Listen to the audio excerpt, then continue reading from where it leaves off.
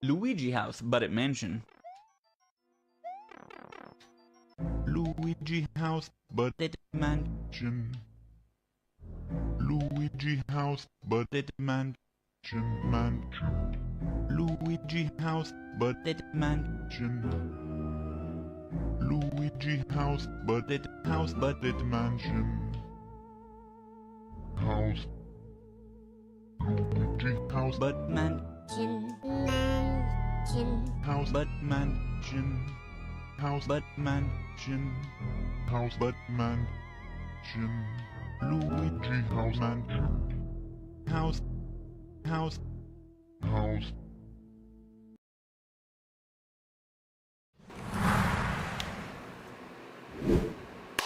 Gamers, welcome back. More Blueprints. I had to play that song for the intro because it was all we were talking about during Archipelago, and we were probably driving Susie insane.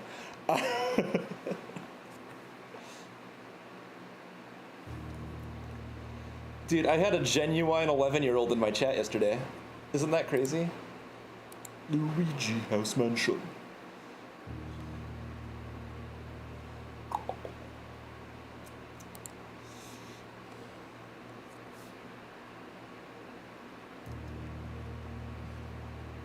Dude, I missed the Trackmania esports that was going on today. I knew I was going to. Let's be real.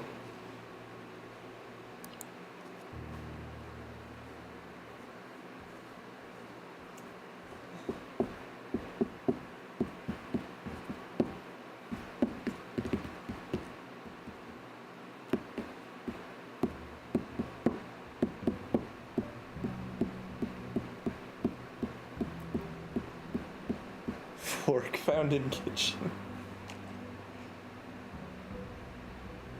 Add you on Discord? Who do you think I am? Who do you think I think you are? Alright, so I don't have a key card today since I didn't manage to draft a... You must have streamed a lot in the last 18 minutes. Is that the real account age? Hold on, let me show you guys the game probably.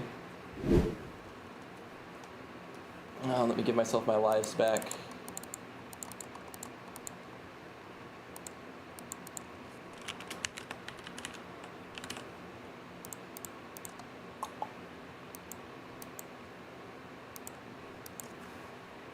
House. Luigi House but Mansion. Oof. That's awesome. Yeah, you should join the Discord. That's so real and true. I guess I take a dent here. Open up the board early. Thank you, JC. I really did want to actually see the Dokapon Kingdom GIF again.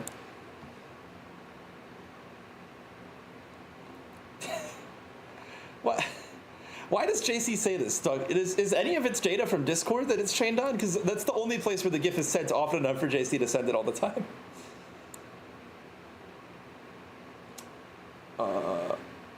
Oh, I need to turn PureRef on. We're just gonna add that to our notes just so that we remember it. Thank you, JC.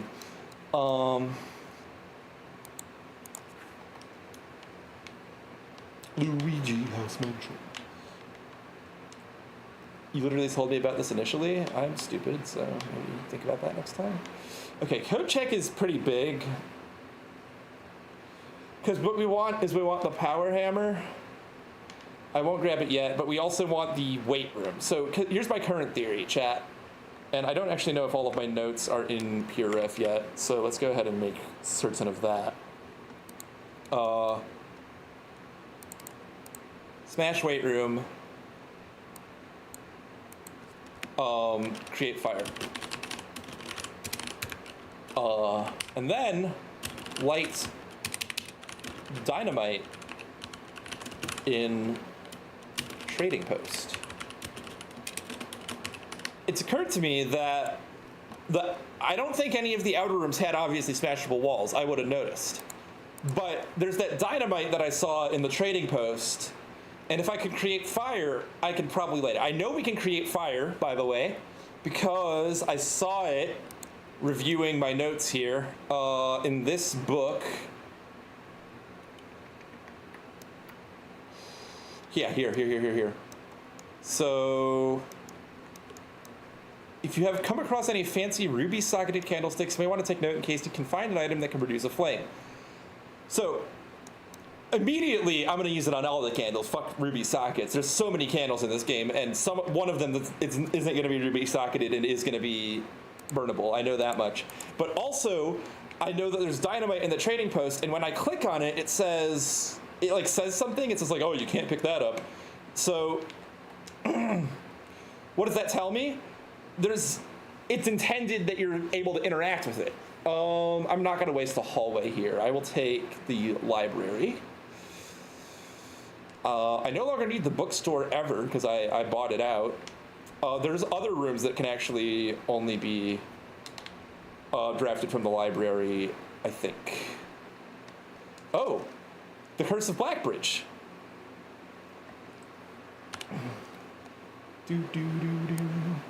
Really, I should probably stop taking full screenshots of books while on stream. A whole 2 Yu-Gi-Oh cards of text. Crazy. Uh-oh. Let's go ahead and add this to our collection.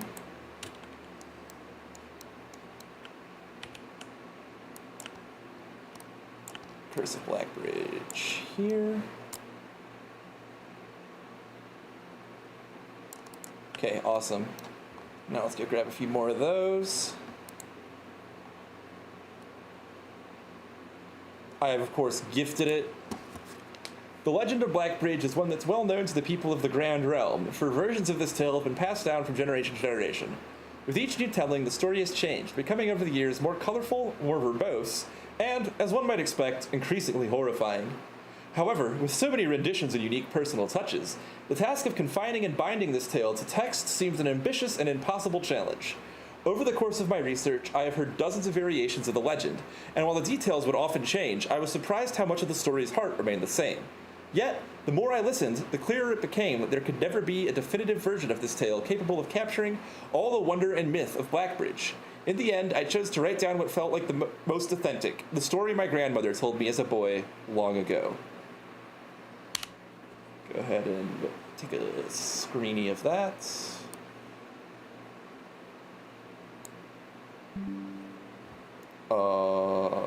Pop that in my notes. So I don't know how you would make fire. I would imagine, if I'm thinking logically about what items I know, that it would have something to do with the magnifying glass, because you can use a magnifying glass to make fire in real life. But you can't make fire with a magnifying glass, so you must combine it with something else. What other thing you combine it with, I cannot fucking fathom. I cannot fucking fathom, because none of this shit should make fire when combined with the magnifying glass. So we're just gonna have to try things. It might be the battery pack. That's my leading theory, battery pack. But I don't know how easy that's gonna be to find. Part 1, the berry picker from Oris.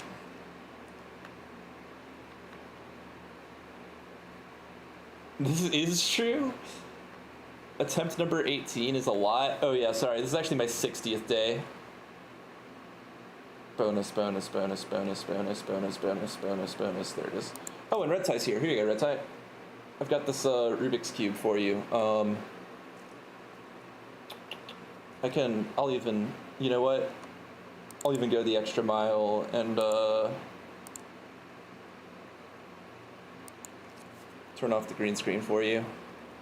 We're just gonna go ahead and pop that up there. Then this,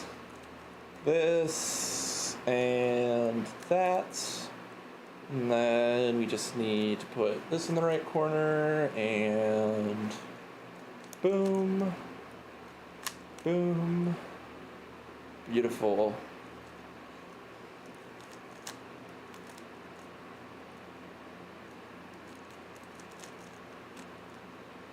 This is a cube that I Red Tie from a Redeem.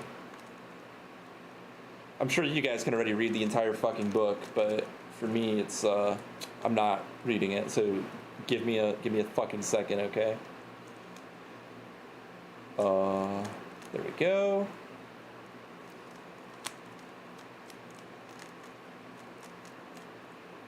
And then... and there you have it.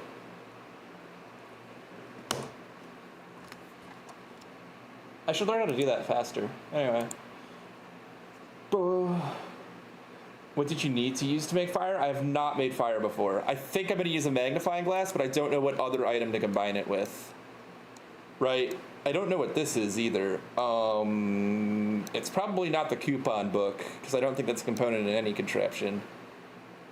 But apparently there's another thing that we can craft with. I have no idea what it would be.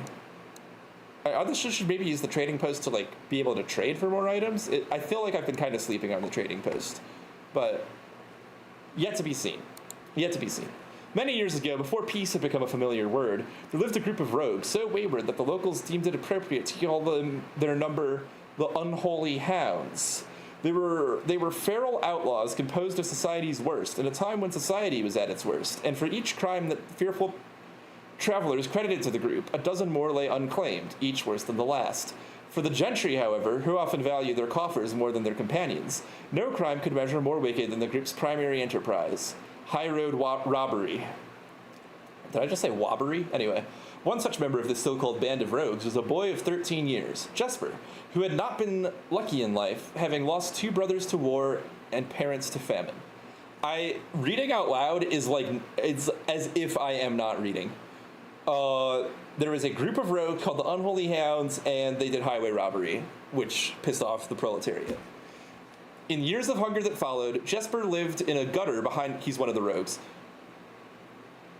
A gutter behind a churchyard, relying on the nourishment of scurrying bugs and weeds harvested from the cracks of the alleyway to sustain his pitiful existence. It is not surprising that a child aiming to escape such hardships would take an easy road out, an easy and well-traveled road, paved with temptations leading out of the city and into the gentry lands where loose purse strings entwine with the strands of salvation and glisten equally with the hope of opportunity. It was this road that eventually led Jesper to the end of his youth, a hidden cave at the bottom of Black Bridge Canyon. It was here that he met his surrogate family and saviors, the notorious gang of godless outlaws known as the Unholy Hounds. Despite the hardened circumstances that had led him into this vocation of banditry, Jesper was surprisingly tender-hearted and was often teased by the group for being too kind for such an ignoble life. For this reason, Jesper was assigned the innocent role of berry picker. It was not just innocence that set berry picking apart from the gang's more wicked undertakings, for it was the only duty performed without the safety of night's concealment. Jesper, no stranger to solitude, did not protest that he alone worked while the others slept soundly, tucked away in the cave at the bottom of Black Bridge Canyon. I don't know where Black Bridge Canyon is, but it could be visible from the balcony outside, like the bluff, the precipice. On one such occasion, Jesper decided to get an early start. He left the cave, berry basket in hand, and set out into the woods before the morning sun had even brushed against the tallest treetops. It was colder in the mornings, but the headway dawn afforded meant Jesper could reach the furthermost berry patches without worry of being chastised for tarrying upon his return. What the fuck is tarrying, chat? Tarrying? Define tarrying.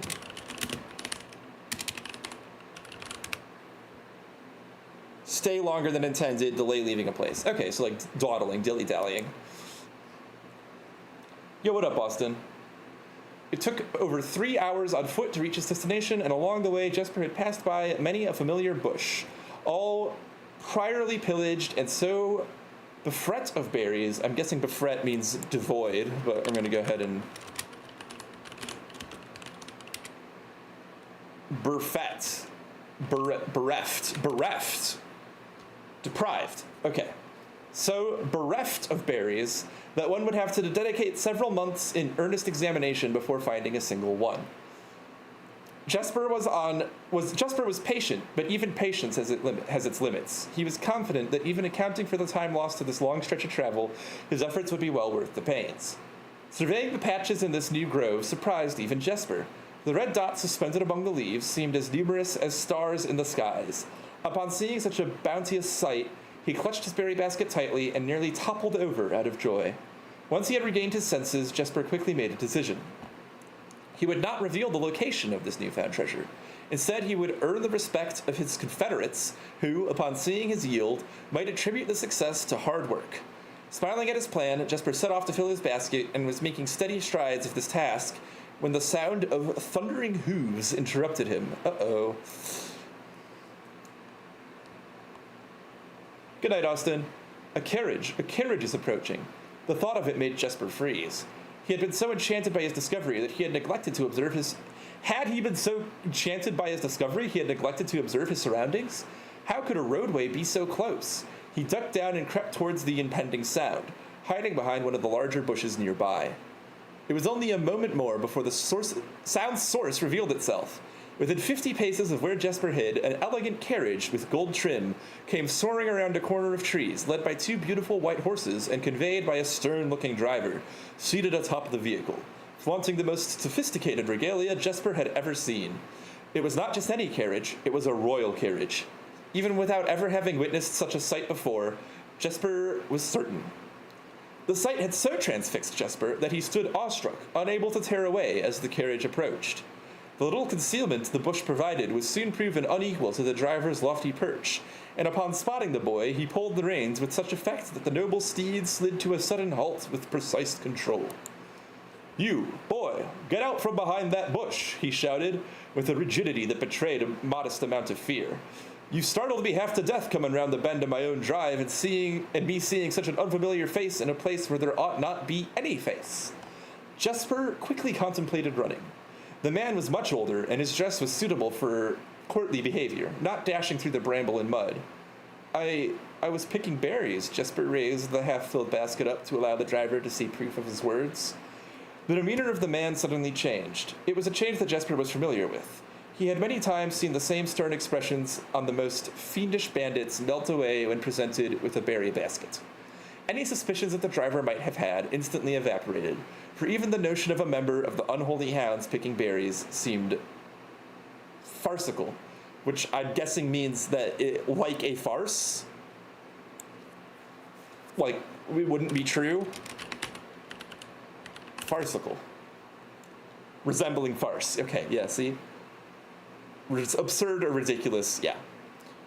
Especially because of absurd or ridiculous aspects. It would be absurd for someone of the unholy hounds to be picking berries. It must be a farce.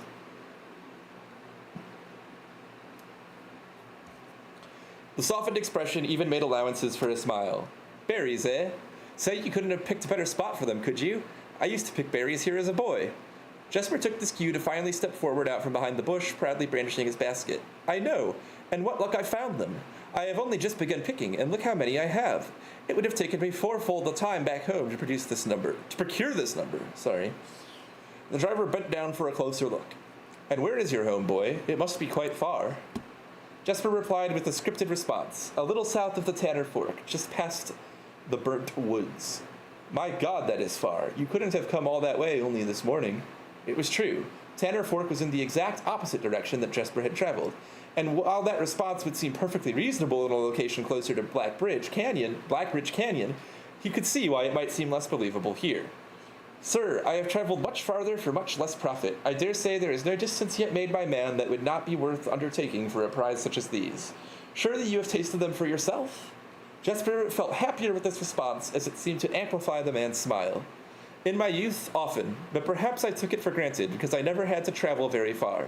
And even then, my father would always drive us here in our carriage, so I'm ashamed I never had to walk such a stretch to earn an equal reward." It was Jesper's time to smile. "Then let my efforts reward us both today." He raised the basket even higher. "A taste in memory of your youth, sir." The driver chuckled and removed one glove, bending over on the seat to reach down to the basket. At the moment his fingers touched the first berry, the dagger in turn met his throat, cutting through a superficial layer of skin. Damn, superficial layer of skin is crazy. And drawing blood. Jesper caught the man's startled eyes. "And for that taste I will have your purse, sir, in memory of my youth." The driver's arm had gone stiff, his chin raised and trembling, more frightened than he had ever been before. Whether unable or incapable of speaking, he did not respond to the boy. Perhaps he did not think his jaw could afford to be engaged at this particular time. Jesper let the basket drop, freeing his other hand to probe the man's pockets. Do not mistake me, sir. I will not kill you if you give me no cause. Though I will admit, the thought of taking your carriage and leaving you the indignity of walking appeals to me. Unable to find a purse in the man's coat, Jesper pivoted to search the seat under him. Why have you no purse upon your person? The driver slowly raised his hand, cautiously pointing toward the carriage door behind him. Jesper lowered the knife's edge a small degree to allow the man to speak, which he did in turn softly. There's a lockbox in the carriage. Will come down then and grant me the courtesy of sparing your life and binding your hands. That's crazy, dude. Jesper is fucking crazy. Anyway. Of sparing your life and binding your hands. A concession, I assure you, of my tender heart, for it would be much easier to slit your throat. The man started to comply, slowly lowering himself from the driver's seat of the carriage. Once down, Jesper guided him away from the carriage to a nearby tree where he instructed him to get on his knees and put his hands behind his back. Excusing his inexperience, the man indulged Jesper while he figured out how to adequately bind him. The smile and kindness Jesper had seen on this man's face are nothing more than a distant memory. In their place, cold, dark eyes displaying no emotion. I wonder, should I grant you the same clemency you are showing me? Jesper stopped, surprised by this question. Clemency? What the fuck is clemency? Dude, they really pulled out the fucking thesaurus on this one. Mercy. Should I grant you the same... Oh, fuck. This guy knows something. He has something. Surprised by the question, but ignored it. Secured the fuck... How does this fuck-ass kid who grew up in a gutter know all these goddamn words, but I don't? Mercy and lenience is what it says.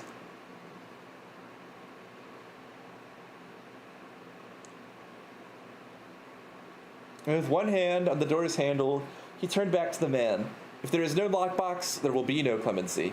Inside the carriage was surprisingly dusty and unswept, a stark contrast to the elegant and polished golden facade of the exterior. It had apparently been many years since a passenger had enjoyed passage in this vehicle. This all but confirmed what Jesper had suspected. The driver of this carriage was not a...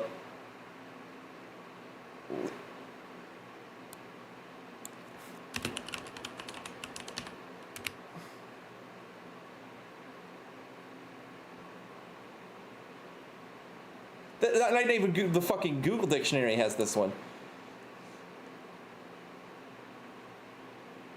Wearing a livery? Liveried. Liveried? Livery. What the fuck is a livery? A concern offering vehicles such as boats for rent, an identifying design as on a vehicle that designates ownership, a servant's uniform. Okay. A servant's uniform. That's probably what we're looking at here. Okay.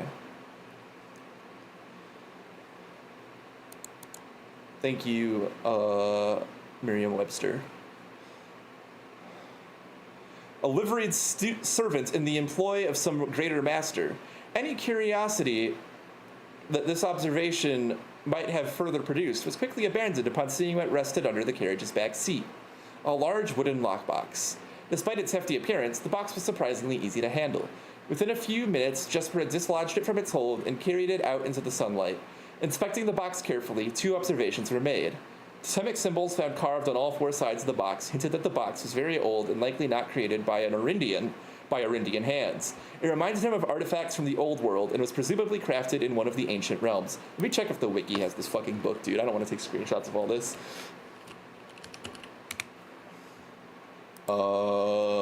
Curse, or fucking Black Bridge. Cursed Effigy Bookshop Gift Shop, The Curse of Black Bridge. Forward Part 1. Oh, it's transcribed but not photographed. I kind of want it photographed. I might need to come back and do this later, dude.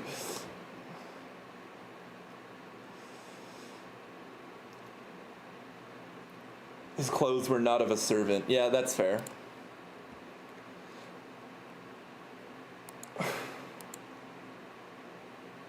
Not created by an Arindian... The word Arindian literally reminded me I was playing Blueprints and supposed to take screenshots of the book. Arindian hands. It reminds him of artifacts from the old world that is presumably crafted in one of the ancient realms. Have I seen this fucking box? Is this in a tomb somewhere? Secondly, the box was secured by a rusted yet robust padlock and would not open easily without a key. Jesper looked over to see the driver quietly observing him from his indentured position. You perhaps have a key you can provide me to open this box? Without emotion, the driver replied, there is no key to that box. Jesper stood up. Easy enough then? He headed over to a nearby rock of sizable dimensions, lifted the stone up, carrying it back to the box. If there was ever a time when that lock had been resistant to brute force, it wasn't recent. Dude, that's a great way to put things. Anyway. With one hit, the stone had completely shattered the rusted lock. He bent back down and opened the lid. Inside was an effigy, a crude figure chiseled from stone. Without too much deliberation, Jesper bent down and picked it up, somewhat surprised how heavy it seemed given how light the box had felt. Having expected to find something more akin to gold or gems, which is what I expect to find when I smash the lock on a box, chat. Fucking, that's what that, anyway. He looked questioningly to the man, hoping to find an explanation. The driver's smile had once again returned. You are cursed, boy, for deadly is the stone. Deadly is the stone. Why is it in italics? You have opened that which should never have been opened, and you are cursed. Jesper carried the effigy over to the man and shoved it in front of his face. What is it? That's one. Feeling his disappointment rising to anger now, Jesper tightened his grip on the effigy. One what, you mumbling agenter? Agenter? I think it's agenter.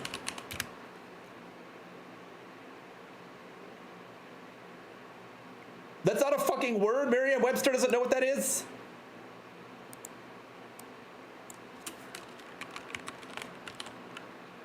They did some fucking deep cuts for this one, chat. What is this? The fucking first hit! The fucking first hit is a Reddit thread. What the fuck does this word mean?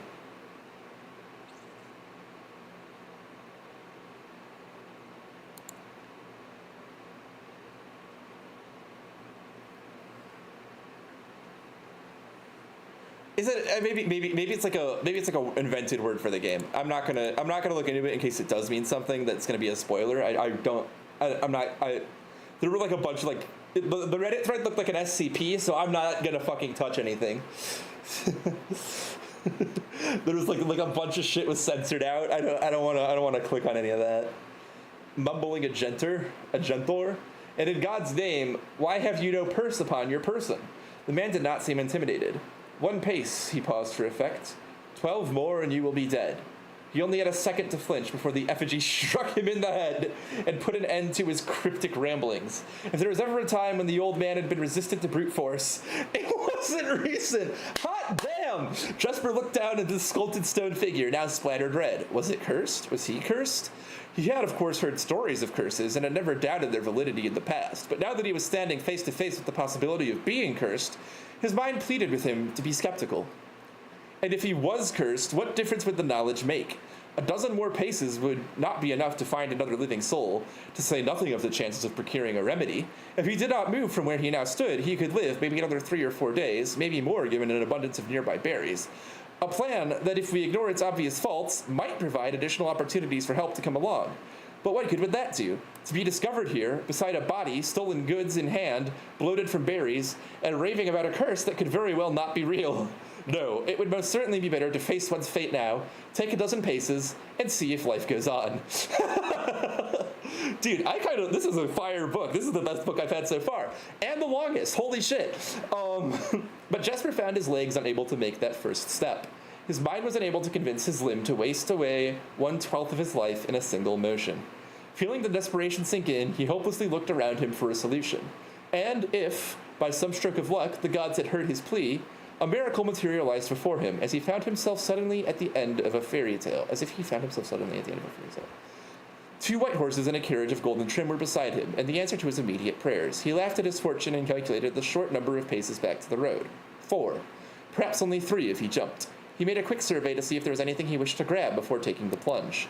He thought about removing the driver's fancy coat, as that appeared to be of some value, but the additional risk of undertaking such a task too great to chance. And so, after a profound breath, he took his second, third, and fourth steps, though they were quite large.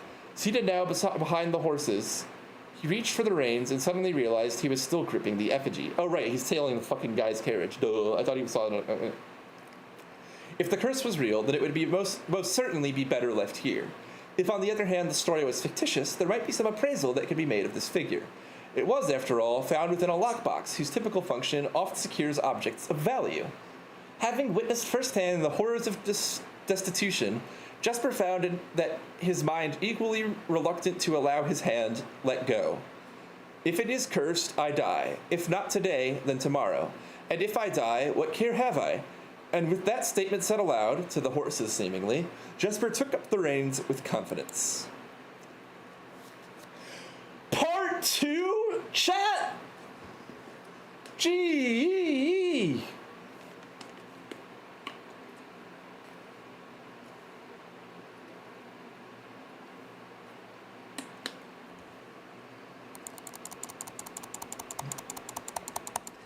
This is a fucking... Wow! This is a chapter book, chat.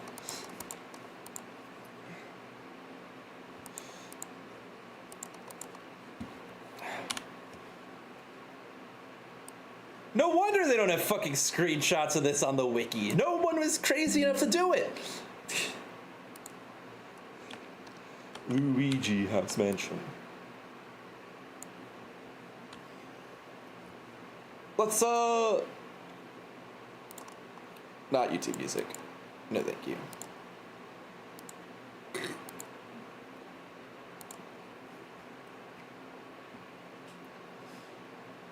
How the fuck was that? Is that part 1?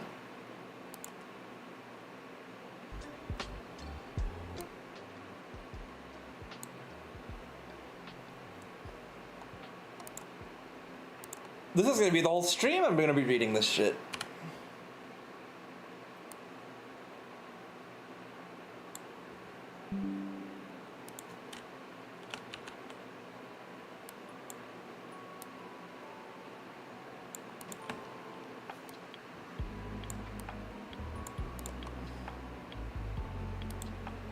This is gonna be my fucking contribution to the wiki. Oh god. See how long it takes to screenshot part 1 before we think about screenshotting part 2.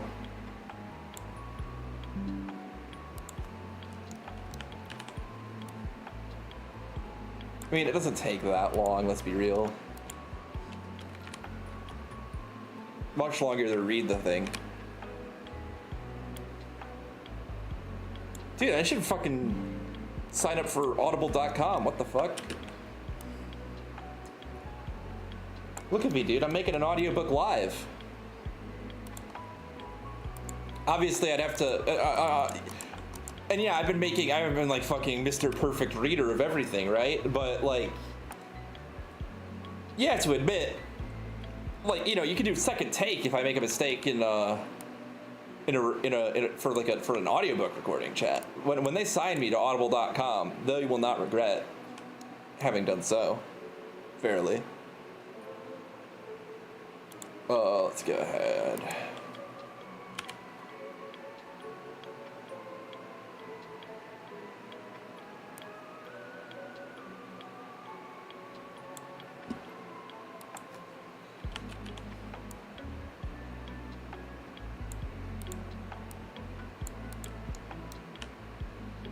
Sucks for Jesper that he believes in curses. Or maybe not. Maybe it's a real curse, you know? It's a real curse, then maybe it's to his benefit to believe in it.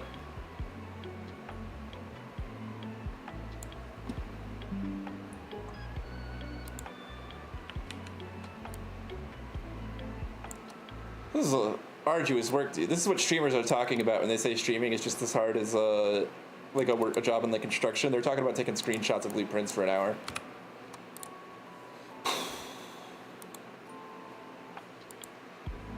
Look at how many fucking pages there are of this shit. I won't lie, I'm enjoying the book.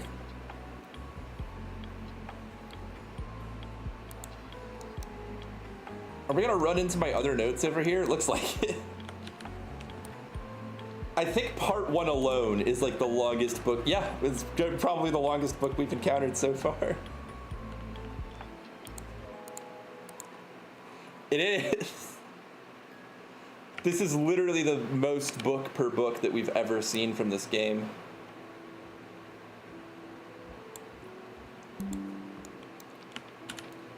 Bro wrote a whole fucking YA novel in here. Anyway, let's just move this stuff up north a little. And I think we'll probably put part 2 below part 1 and remove my to-do list out of the way.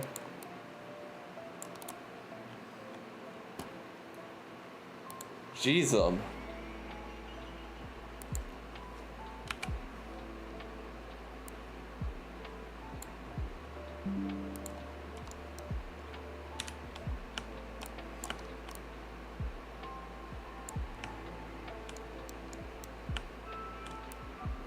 Let's actually put our to-do list up here where we already know there's not going to be more books, and we can move the sigils as well. There we go. Now we have a lot of space for books.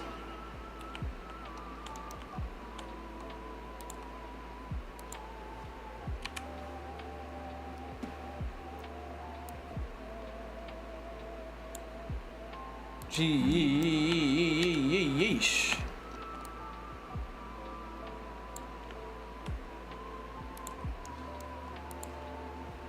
All you had to do was leave the guy alone and go back to picking berries, man. This is a lot of fucking work now that you're gotta do. Knife to his fucking throat, huh? Why does this guy have a cursed effigy anyway? Anyone ever thought about that?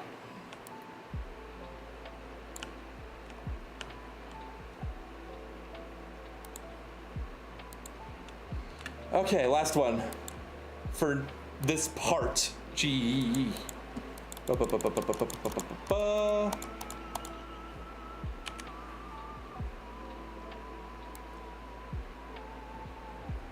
don't want my cursor in the middle of the screen, dude.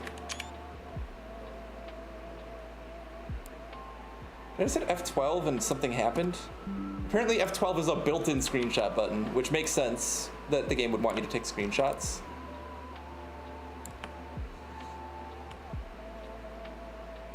All right, part 2. Below the Black Bridge.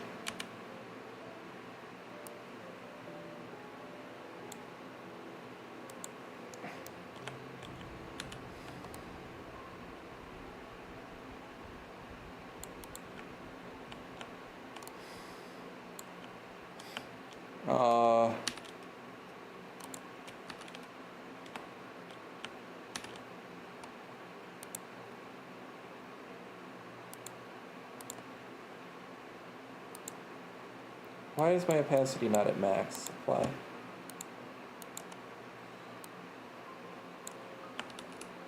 Whoops. Nope. There we go.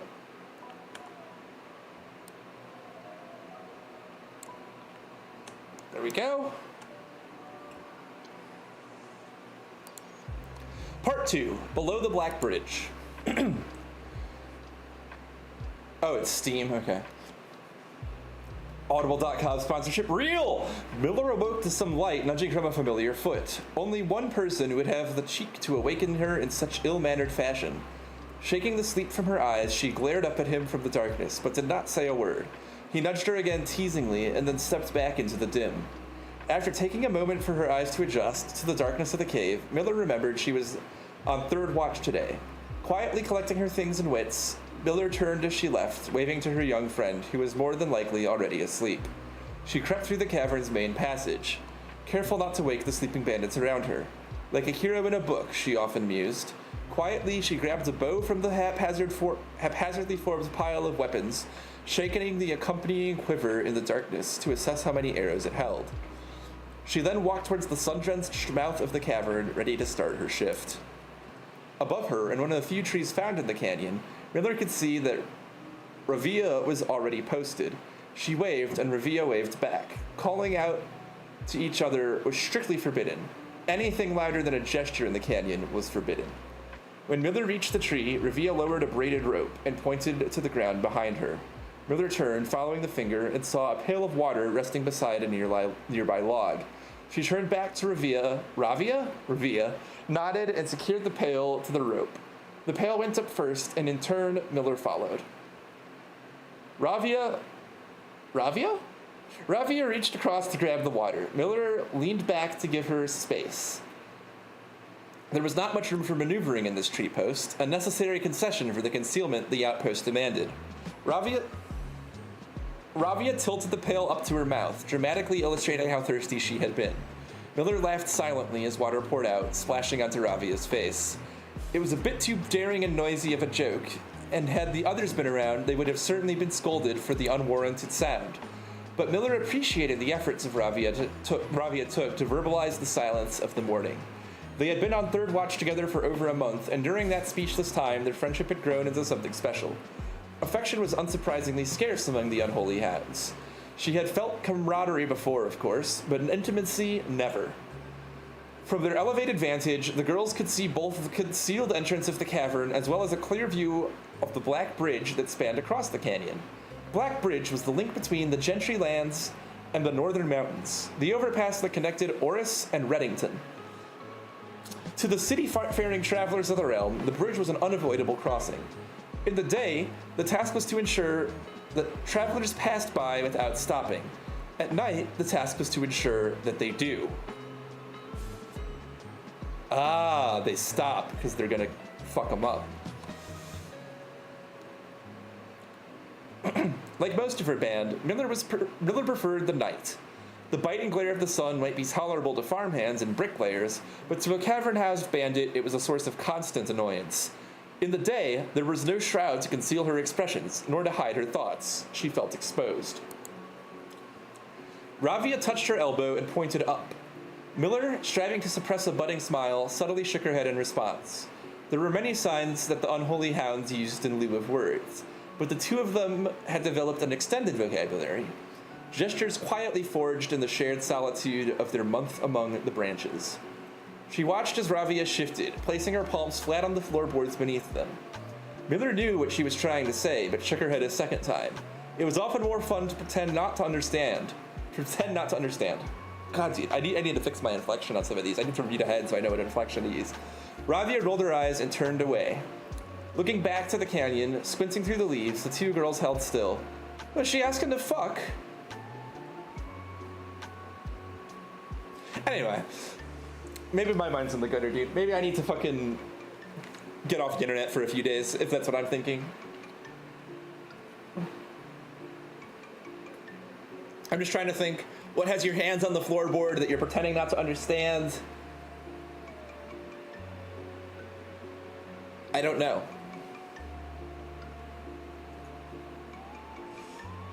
Fucking is just an easy go-to. It was not long until Miller too heard the sounds of approach.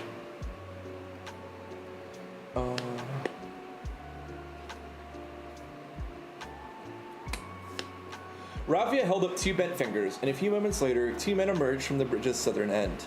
They were dressed in a familiar uniform, long gray coats with black facings, white waistcoats, and black tricorn hats. They belonged to the local patrol, the Black Guard. Ooh, we know about the Red Guard, chat, but this is the Black Guard. Although not an everyday occurrence, their presence at Black Bridge wasn't an unusual sight. It typically indicated an important traveler's impending passage across the bridge, information that the girls would promptly relay to their leaders as soon as the coast was clear. But this report, while exciting, was rarely acted upon.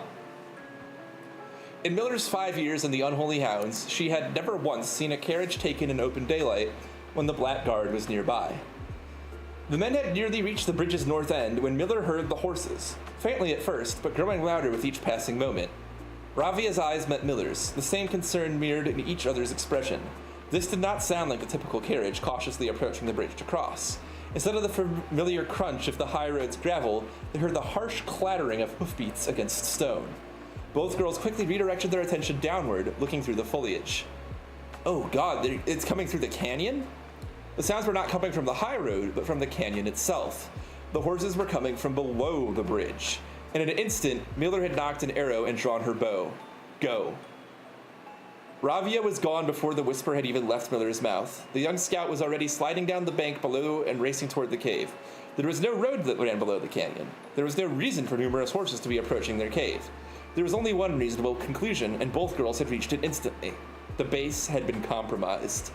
This was a Blackguard attack. The moment the horses came into view, Miller let loose her first arrow. She was surprised to see a carriage. She expected cavalry. But before she even finished processing that thought, the second arrow was in the air. Without a trail, it would be unthinkable for a carriage to traverse such rough terrain. Yet she watched as the wheels jolted over the rocky riverbed.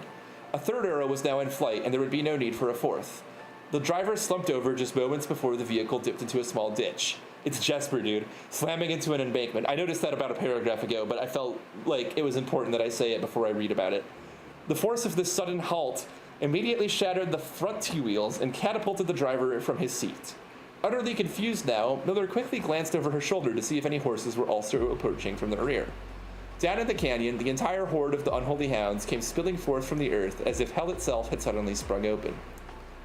The group seemed even more bewildered than Miller, half asleep and tripping over one another in a desperate attempt to engage an unseen enemy in combat. Miller could see Ravia among their number, the only one looking up at her. Her expression was chilling. There would be no need for a silent gesture to convey what they both now realized. They had made a mistake. Holy shit, dude. What a fucking moron! What fucking dumbass. He knows the rules. You're quiet in the canyon. You don't make a sound. He's like, yeah, I'll just fucking barge in there with horses. Although I guess he was afraid to take 11 steps, you know? Or like 9 steps now. The gang's chieftain, Jeffrey Heartslasher, led the others cautiously approaching the crashed carriage like a suspicious fox would near a baited trap. There were no words exchanged as the groups crept forward in customary silence.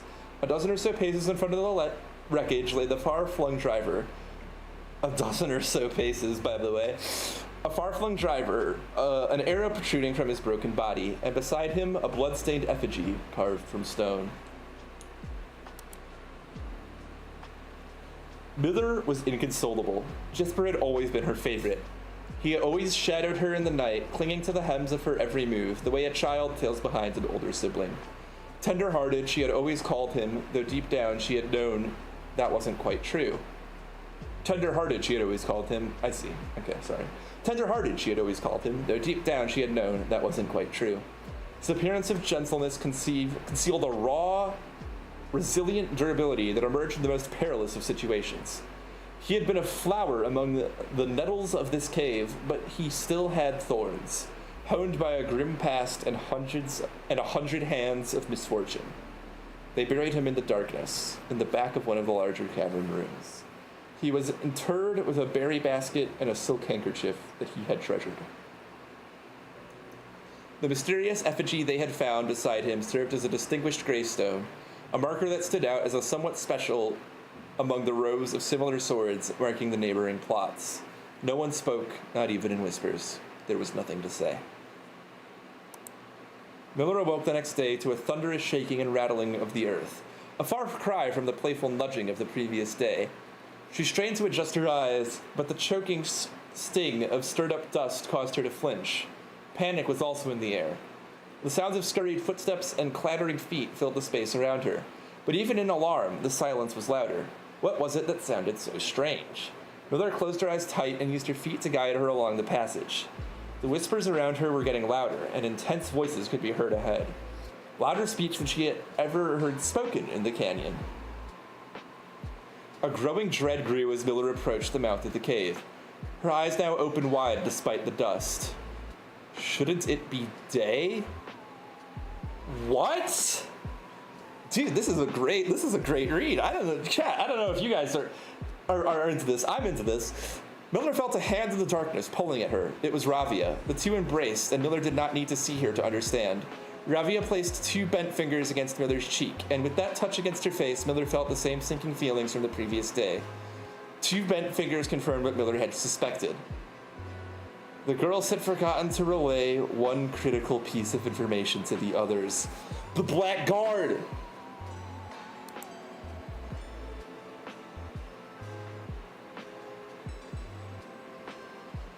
They win? An hour or so later, screams began, blood-curdling cries of hopeless desperation. Captain Fodrick Lee of the Black Guard looked down from the ridge of the canyons at the collapsed entrance of the cave. Ah, he grinned. Now they speak. Holy shit! Wow, dude! Wow!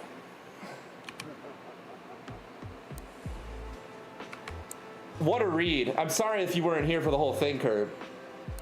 I just got my fucking audition as an employee of Audible.com.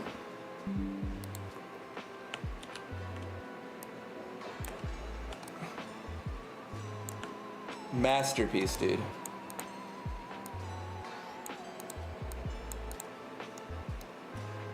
Book summary? Okay, so there's this group of rogues, like not mountain bandits, but they're rogues. They operate out of Blackbridge Canyon, which is a canyon crossed by a black bridge. And there's this kid among them named Jesper, and his job is to pick berries. And one day he's out picking berries and he finds this massive berry grove, right? And so he's picking berries over there when he hears horses approaching. And so he kind of like freaks the fuck out a little bit. He's like, what the fuck? There's a horse approaching. But he shows the guy that he's picking berries, and the guy's like, oh, I used to pick berries here. And they're kind of like getting along a little bit. Then Jesper pulls a fucking knife on him, okay? So, because Jesper's a bandit, he wants to steal his money. And he's like, I won't kill you if you give me your money. And he's like, well, I don't have a coin purse. There's this locked box in the back of my shit. This is all like, I feel bad giving you the spark notes of this. It's very well told. In fact, I can send you a transcript of this shit, Group.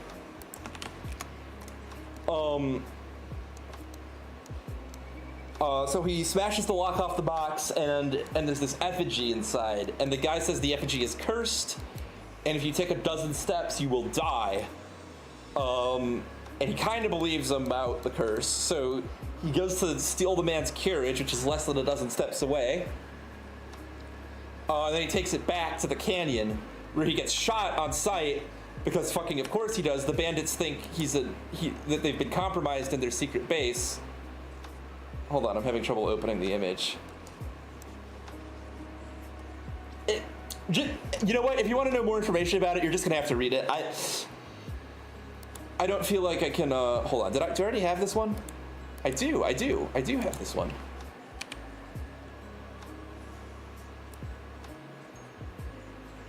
Miller and Ravia.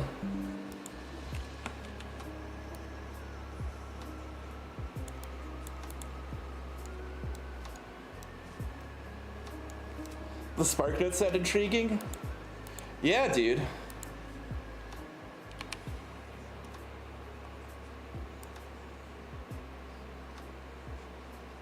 I had to look up a few words. I learned some new words reading this.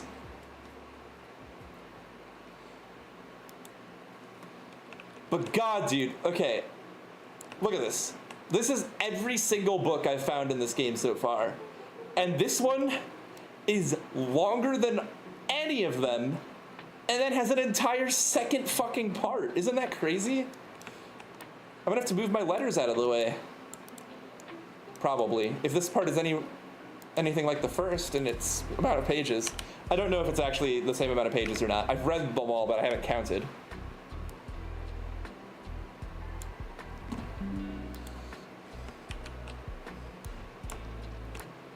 I can also send you this PureRev document if you want to read it with images. It takes a while to find this in the game, so if you want to play the game to get the authentic experience, you're going to be there for a while.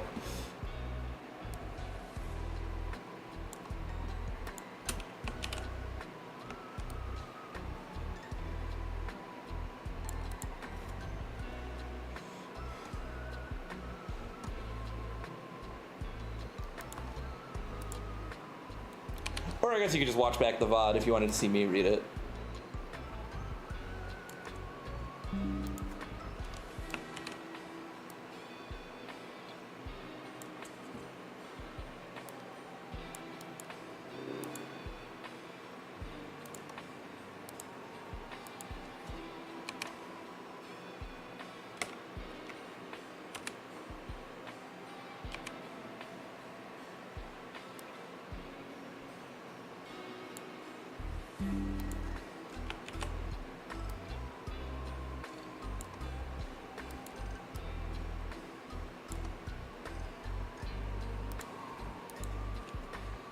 I don't think there's anything I need a magnifying glass to see here. But oh, I was hoping for a hint as to where the third microchip might be buried from actual Blackbridge.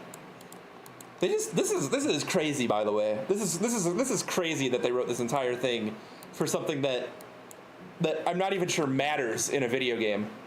Like, this is just flavor. This is fucking flavor in Blueprints, this entire book. Which feels like a real folktale.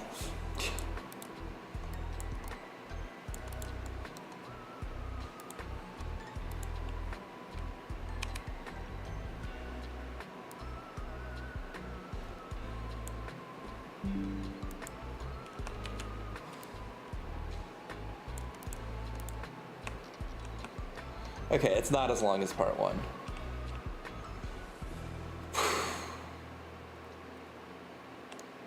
Wow. Wow. Crazy, dude. Crazy. I'll come back if I get a magnifying glass today, which I would very much like to. I'll come back and read more. Oh. Yeah, I take it. It sucks ass, but I take it. I should have done the outer room first today. I could have gotten a...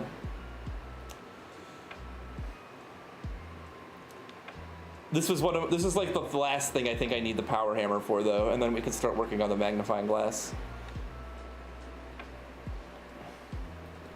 They really did. They put in a fucking chapter book. Okay, I wasn't offered it anyway, so we're fine. Definitely not Hovel. Schoolhouse, maybe. I'll take Trading Post today, because if I do manage to create fire, this is what I think it's used for.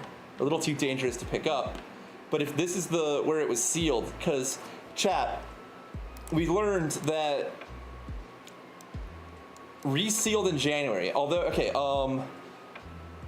among the more exciting of my recent finds, this hidden chamber in one of the outer rooms sealed shut behind a false wall. One of the outer rooms, if we think about the outer rooms, we've got the tool shed, the shelter, the schoolhouse, and the shrine. The schoolhouse could have a false wall. I won't deny that. I don't think so. I didn't see one in any of those. And then we've got the trading post, root cellar, hovel, and tomb. The tomb could also be it, but I doubt it. I fucking doubt it. You know what I'm saying? I think this might be that room because it was resealed. I didn't see a hammer spot in any of those other rooms. And in this room, we've got a dig spot. You know what I'm saying? Anyway. So this day is probably not, I'm probably not going to get much done today. Since the weight room just took all my steps away. But we read that fucking light novel, and now I am convinced. Retrieve item. I'll take it. That's also from that same gardener's logbook. Weight room sealed. There's a lever in there. And despite the fact that it takes half my steps away and I'm probably never going to draft it for its lever, seems like perhaps a good thing to have. Here? Bonkers. The destruction of structural elements of the house, like walls, is not permanent and will reset every few days. That's a lie. It's a red note. The 8th and... What the fuck is that?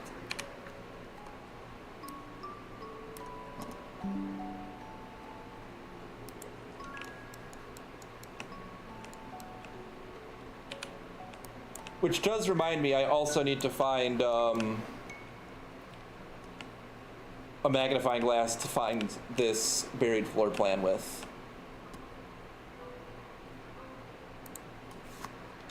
Huh. Interesting.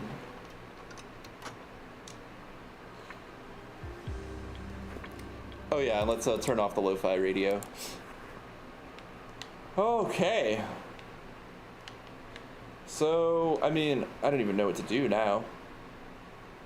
Well, bedroom seems great since I just lost all my steps, so we'll take that.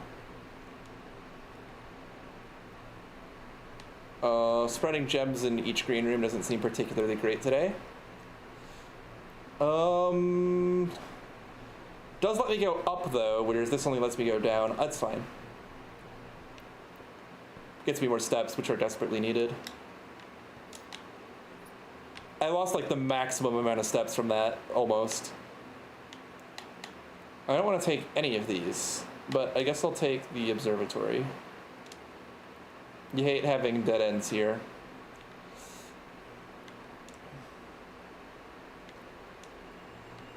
The twins, Clavis the key, apples are extra delicious today. Rooms with 4 doors are more common today, and plus 3 steps. All right. That is a lucrative day at the observatory. Especially since we still have Power Hammer.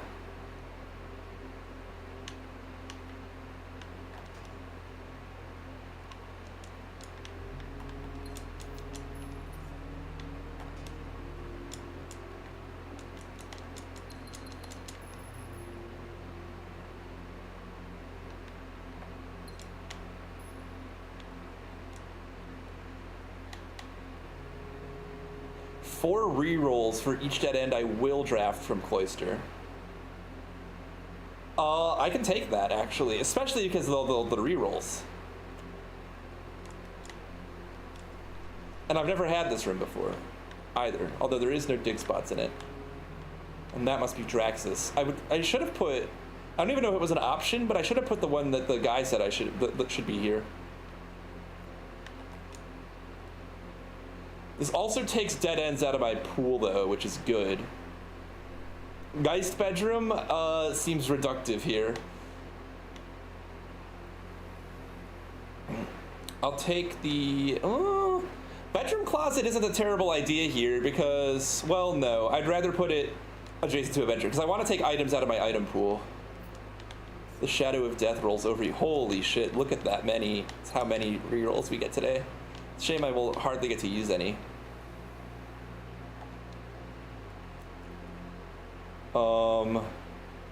Utility closet, not terrible. If you have less than 10 steps, set your step count to 20. Not terrible. I can redraw this once though. Secret passage is crazy because it's not even a dead end.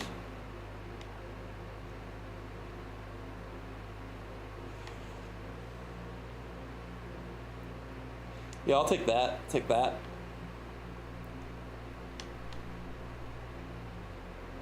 Oh, let's go fill in this corner.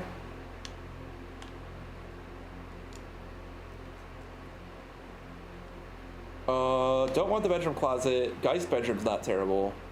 Sure, let's give me fucking even more dice. That's what I need. Don't have enough of those.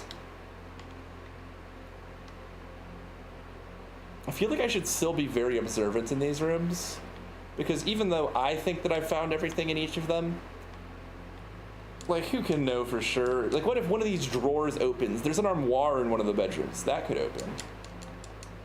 I haven't clicked on everything, dude. How have I not clicked on everything? You never fucking know when something's gonna be a thing. Do you think I can light this candle? I need to make fire, dude. That's, like, so important to me. If for nothing else this stream, I would like to do that.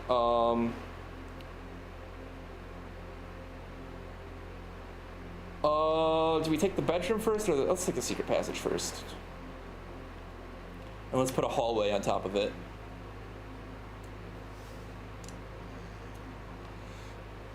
This counts as a dead end, it's crazy, by the way. Corridor, hallway, vestibule is interesting. I do have 9 keys. This does cost 2 gems, though.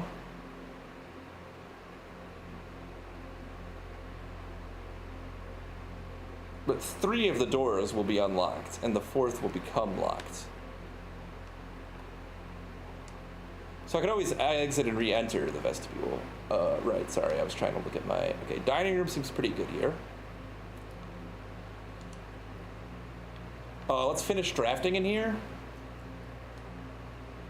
Dark room. Rotunda is kind of another four-way. Breaker box. I guess I'll take breaker box. Get it out of the draft pool.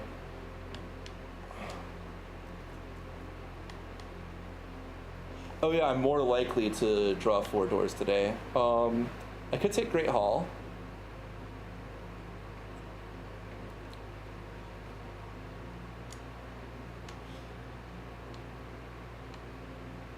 There's not... Well, no, I want to draft down from here. Dining room is important because of steps today as well. Conference room is quite good. I would rather have a dead end here, though. If I could. A furnace? I don't want a furnace. You can take the commissary, see about getting that magnifying glass. You have a lot of money. The shovel has good synergy with the cloister. I'll take that. I'll take the metal detector, because it's another thing I might need to combine with a magnifying glass. And I will take the sleeping mask.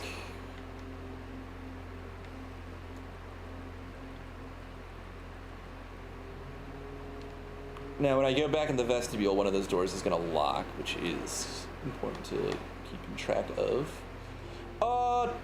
Nurse's station, I don't hate. Let's take that. I have the big hallway as well.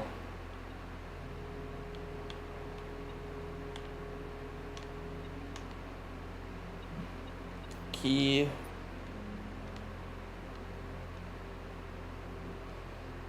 I kind of regret taking the guy's bedroom sometimes. It is quite good, but... Alright, I need to re-enter vestibule. Can I go here still? Awesome. No,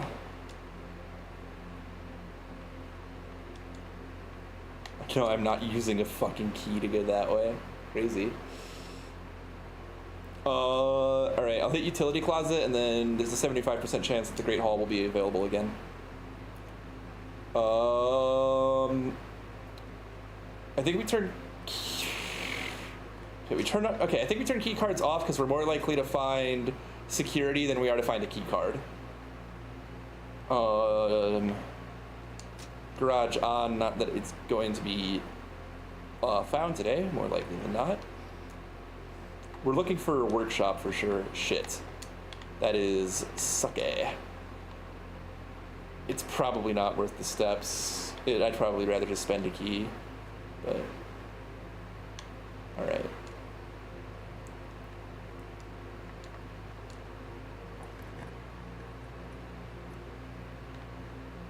Okay, there's the exit. Let's see if we can find the items here. Probably in here. It's a key. There's the lever, which is the same door I already have open. Oh no, the weight room is south. That's good.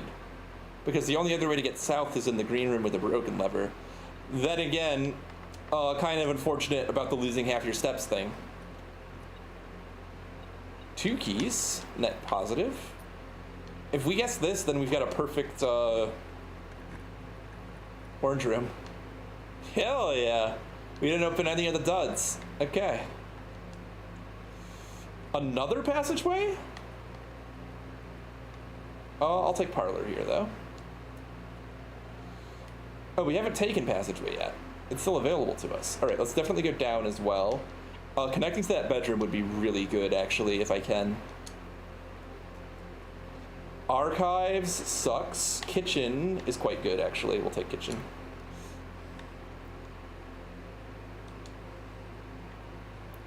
Yummy, yummy. No green rooms yet. That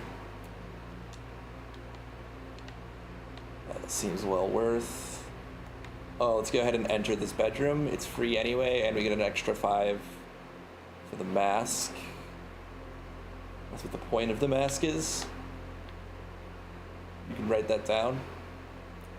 Somehow this run is not dead, which is crazy.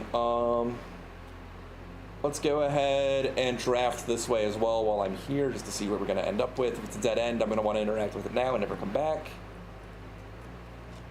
Boudoir, Pantry, and Rotunda. These all kind of suck here. I'm going to redraw.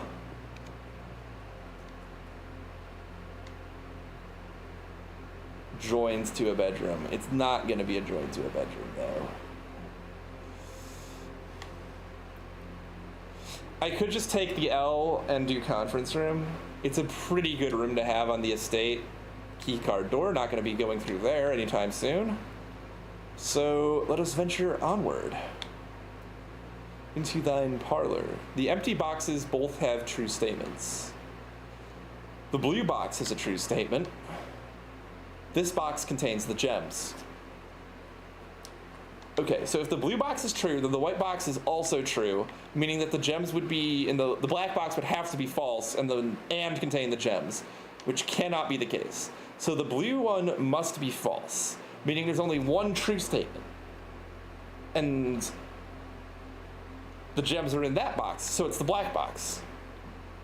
Because if the blue box is false, that means that the gems the empty boxes both have true statements is false. Hold on. Then this is by extension false. The blue box is a true statement. If the blue box is false, it doesn't matter what the true false value of this is. If this box is false, this box is false by extension, and the gems must be in the black box. Because it has to be the true box which contains the gems.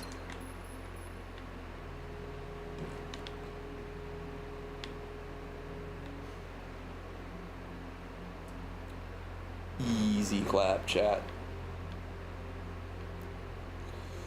Do I hit basement today? Probably not.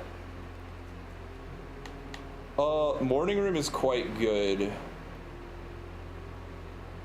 Security is possibly even better. I really like morning room, but I think I'll take security here.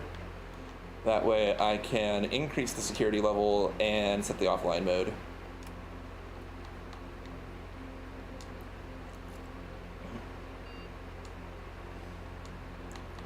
That on high and offline mode to unlocked.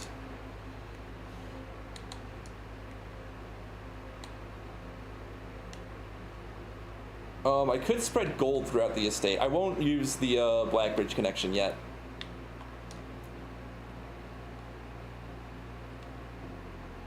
We're going south right now. Courtyard is quite good. Plus 2 gems and easy access to conference room.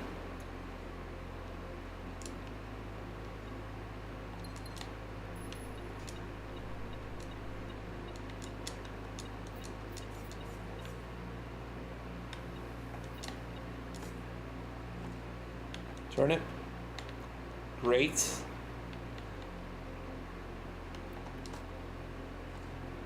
Pebbles, okay. Less great. It's odd that you can't see out these windows even when they're on the exterior wall.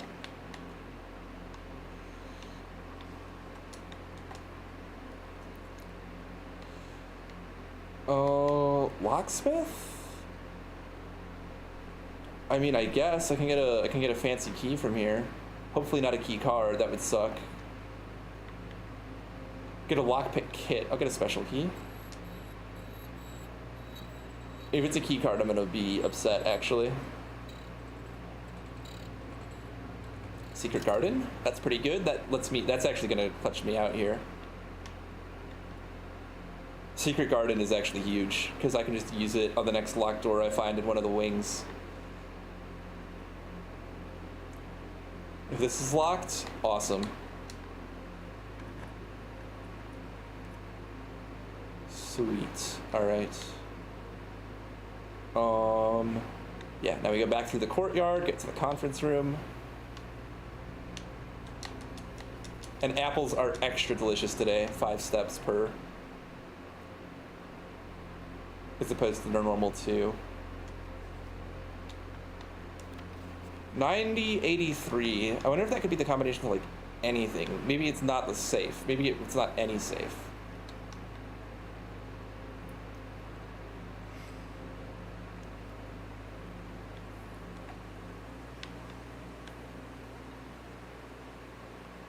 I have not taken the kennel today.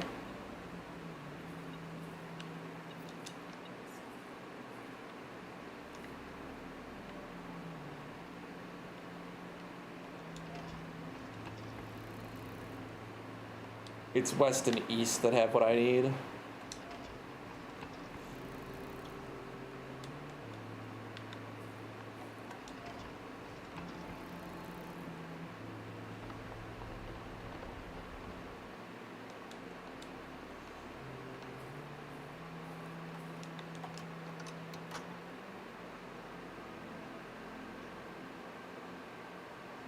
Hell yeah, amen. That's all three, actually. I don't need another one. I can leave it at that. I have all three antechamber doors open right now. Coins? Any other dick spots I glossed over here?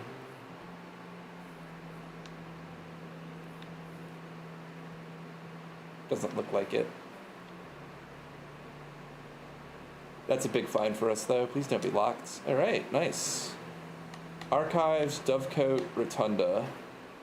Rotunda is so fucking expensive. Well, it does have good, you can rotate floor plans while you draft in there. I think I'll take it just because I have the gems for it. Although I am not as, sitting as pretty on gems now. Wait, I need to draft through here. Fuck. Okay, yeah, that's not what I wanted. Although, yeah, no, there's no reason to go in there.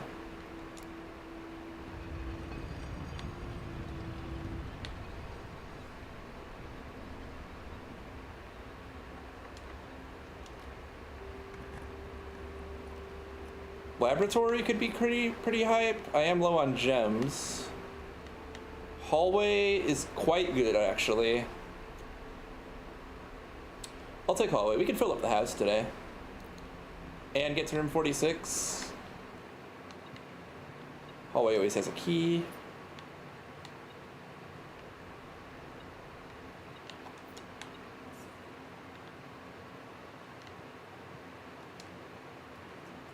Aquarium? Perhaps? Corridor? I mean, that's just going to be unlocked, which isn't the end of the world here. I have 60 steps, by the way, which is crazy, given everything that's happened today. I'll take the walk-in, I think. Yeah, walk-in makes sense here. Key card, damn. Okay, well.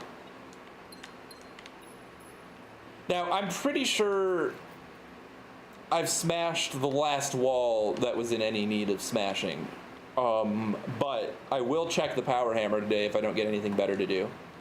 I'm really looking for a workshop and a magnifying glass, but I haven't found either thus far. I should order a magnifying glass, though, at the, Oh, that's kind of rough. Let's redraw. I'll take Pantry because the Rotunda and Secret Garden both go north. Take the apple.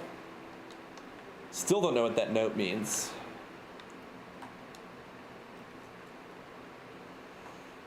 Workshop, definitely want that. A battery pack.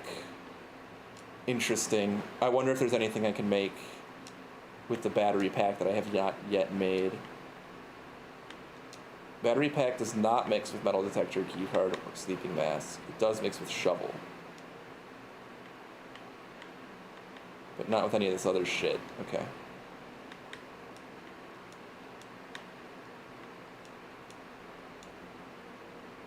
Shovel.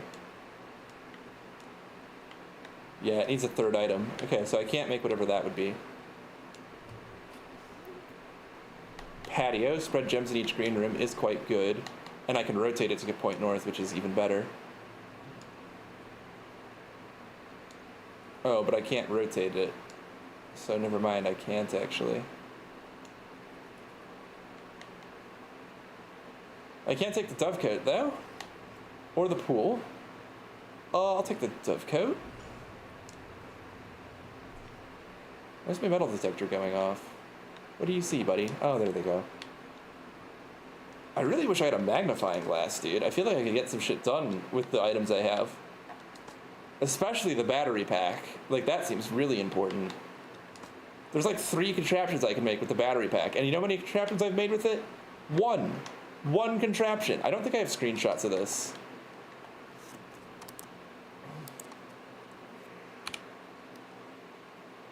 Hold on, let me check actually. I might have screenshots of this. Let me check.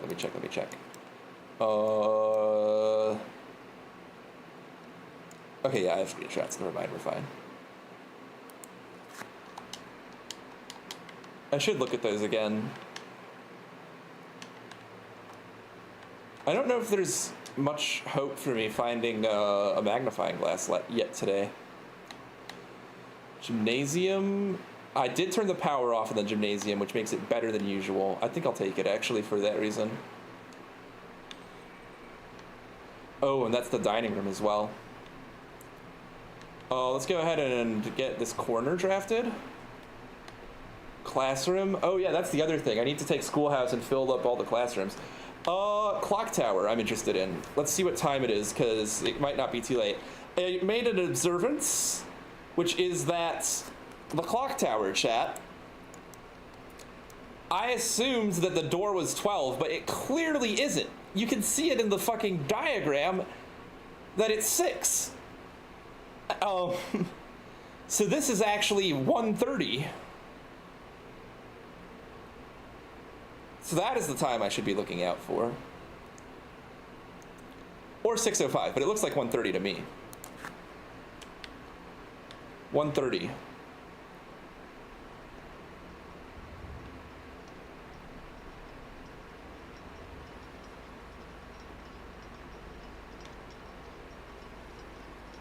Cautious about taking that stopwatch. What time is it now? That says 1:30.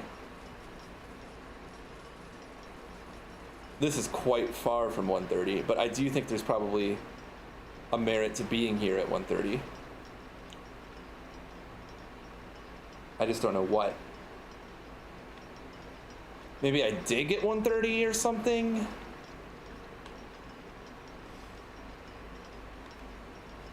$1:30. So this says 1:30 as well. There's got to be some significance to that. Maybe I have to go in the den at 1:30? And this is a hint about that? Do I have the rook on this? I do not.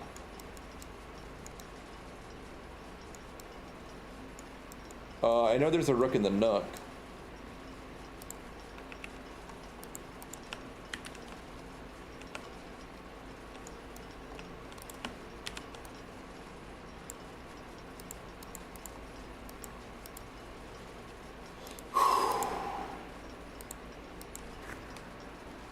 I'm pretty sure I've been here at 1:30 before and I was not impressed with what I saw. But why? Why? What is the significance of 1:30?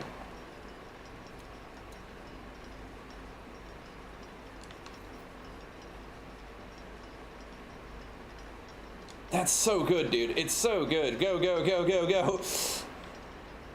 Let's get to the antechamber and then we'll draft our shit out of there.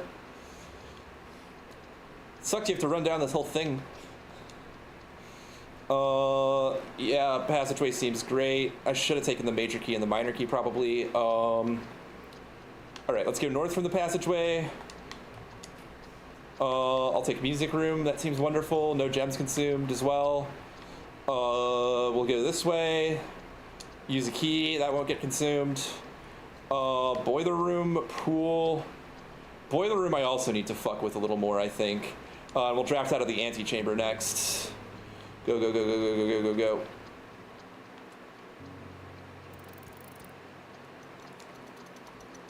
Use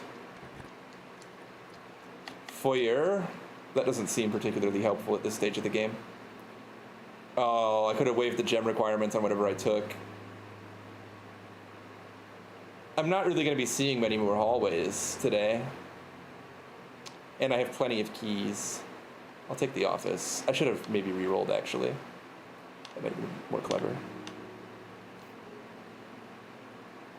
Don't think I'll ever need another basement key. Oh, yeah, that's the boiler room. Okay. So, another thing I've been thinking about... Oh, drafted quite late. A sanctum key. Definitely need to go to the inner sanctum now. Apparently drafted it late enough. No idea what denoted inverse means still. Denoted inverse? Inverse? Because, like, okay, hold on. There's these panels on the wall. Some of them have indicators on them. And I feel like the ones that have indicators do things. And there's that, which must do something, right? Like, verily? Is there anything important the passageway connects to that I could give power? I don't think so. It would give the clock tower power, but I don't think the clock tower would accept power. And the gymnasium doesn't accept power, so... Moot point, anyway. I may as well just see what happens since I have it set up anyway. I'll put power into the passageway. Because it can't go anywhere else. I'll put it in the antechamber. I'll see what happens if you power the antechamber. I doubt it does anything.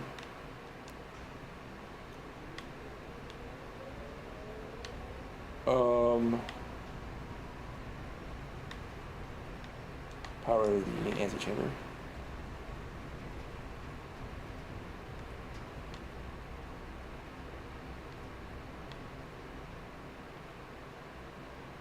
Wasting a lot of steps right now, but I won't super need them.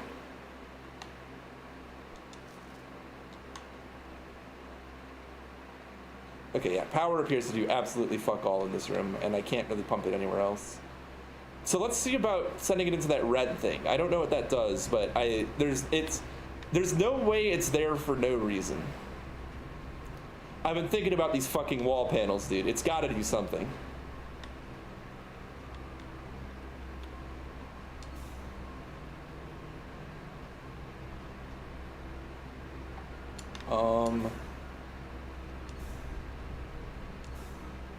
I think like this would work.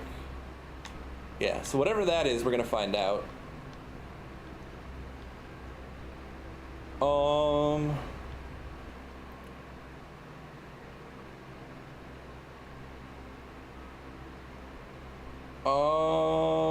I think I go through office and hope to hook back up with the secret garden or rotunda.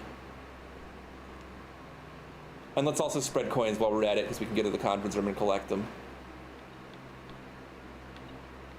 Definitely turn this. It might open other things. Why are there 4 wires coming out of it? Oh, it's already turned. I see. There's that thing again, dude. That thing that's in the garden in every safe. But no red letter in the garden. I have a special key? Oh, the sanctum key. That won't work here. Showroom? Oh. This is greed, but I'm taking it. I'm taking it because there's so much money that I'm about to have. Spread gold in a state. Spread gold now. I could do a lab experiment, but honestly, at this point, well, there's instantly. I've said I'm not going to do much more drafting today, which is true, but let's just take a look. We'll take a gander.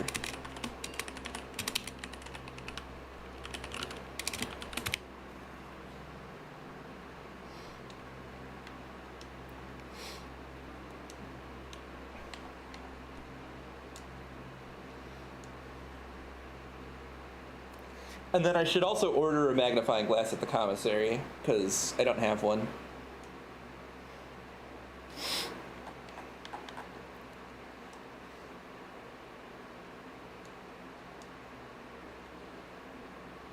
Immediately.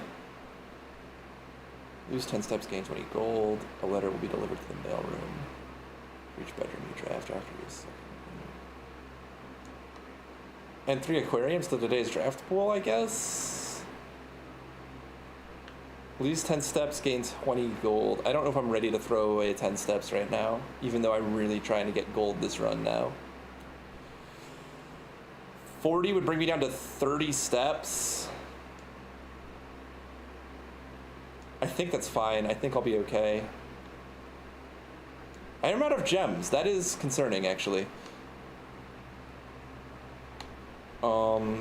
Wait, but isn't there an item in here that negates that? I thought I saw at one point something that negates that. Master key, emerald bracelet. Yeah, this is what I want. Ornate compass. While drafting, you may rotate the floor plan. I still can't afford most of this. If you call it a day while wearing the moon pendant, you will start tomorrow with 2 of the items in your inventory. That seems really good, actually, for this run. Use. Looking for anything that goes south. Kennel will have to do.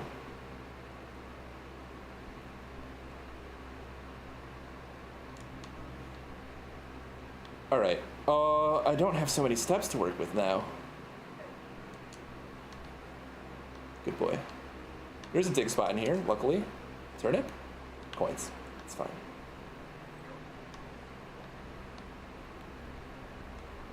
Oh no, you can't get there from here. Okay, now I might have cooked myself. I need to get to that fucking sanctum by any means necessary. I guess we'll just pick this up on our way out, because I can't afford anything else. And calling it a day and keeping my shit seems like a great idea.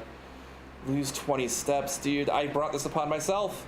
Okay, boiler room, passageway, gymnasium. What is the battery plus shovel thing gonna do for me? My bridge is gone?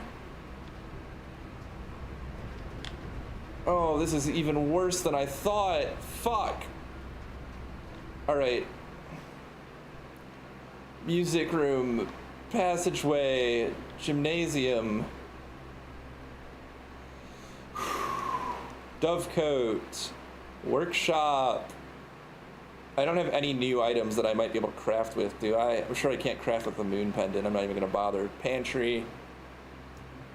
Hallway.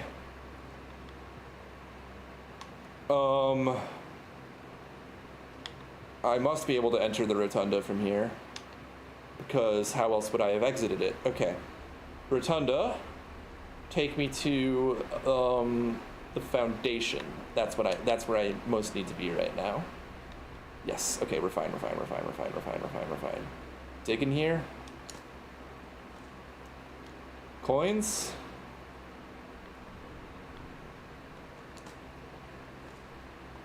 So I'm just gonna open that one now. I doubt the game would soft lock you, but it is of mild concern to me. So I'm gonna go ahead and crack it open.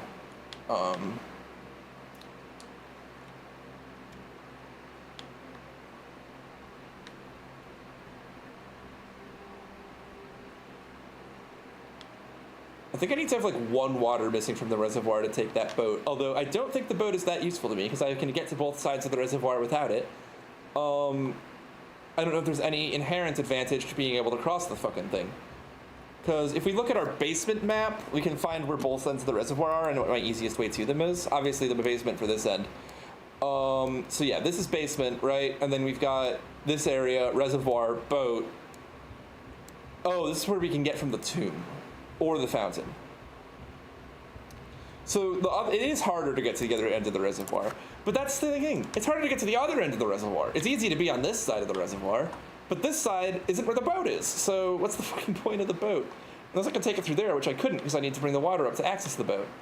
It's just a moot point.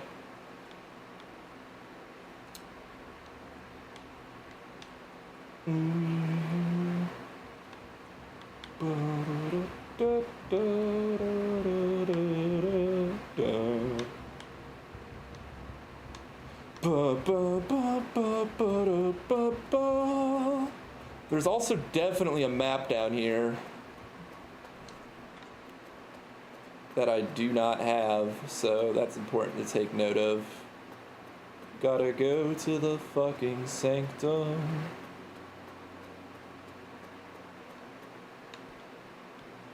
Let's open the 8th door this time, just in case.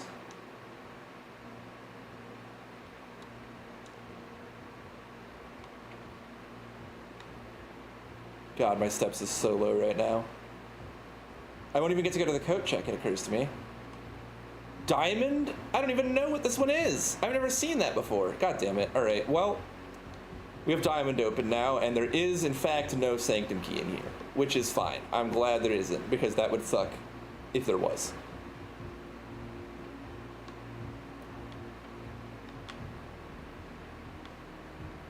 Do I know anything new about...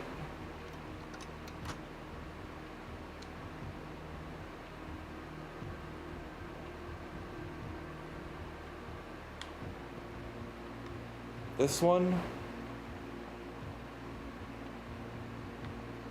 Not particularly. Let's see, what do I know about this one?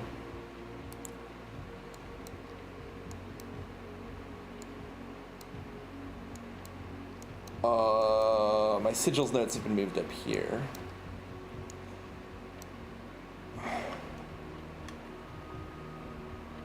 Oh, but I think this is all for Hourglass. This is for Hourglass, which I don't even have yet. So, I'm not gonna find much to do in here, by the looks of it.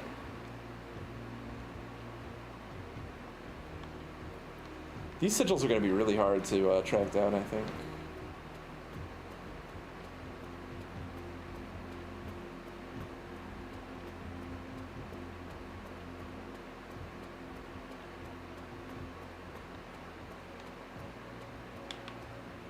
What the hell is this? Oh, well, there's that. Presumably what I did in the boiler room earlier. I'm not gonna lie, chat. The last 20 times I walked past, have I ever even been here before? I would have to recheck my VODs. The last 20 times I've walked down this hallway, I have not seen this. Maybe it's perhaps the fact that the boiler room was necessary to even get to here, but that doesn't seem right. Why would I know to come down here? Anyway, what the fuck is in here? The underpass. What? What the fuck is this? Genuine, what the fuck is this? There's another one of these?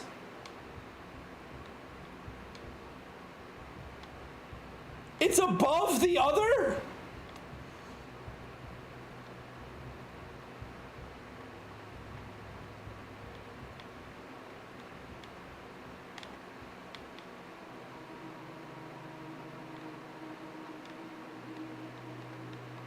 What the hell?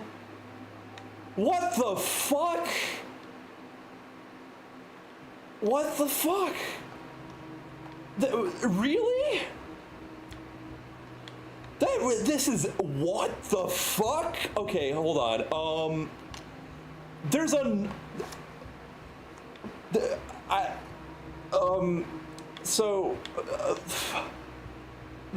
how would I, no, wait a minute, that's the thing that spins it down there.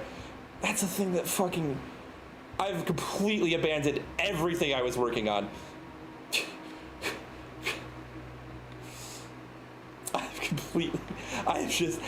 Anything I was working on, out the fucking window. We do not care about that shit anymore.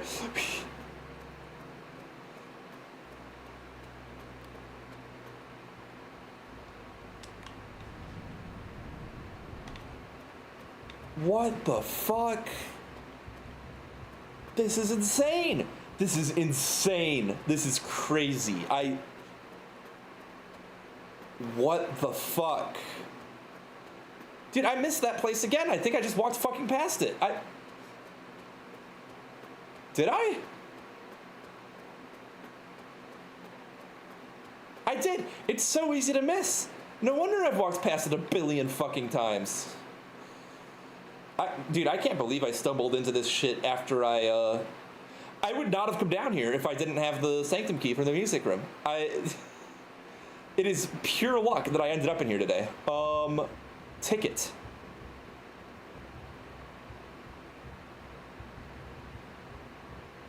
Entry level, full drain.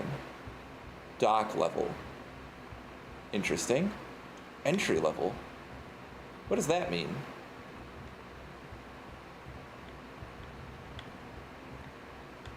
Another one of those. Ticket room. Foreman's notes. Foreman's log. I really need to keep track of all these foreman's logs. I found a lot of them and I don't have screenshots of like any of them.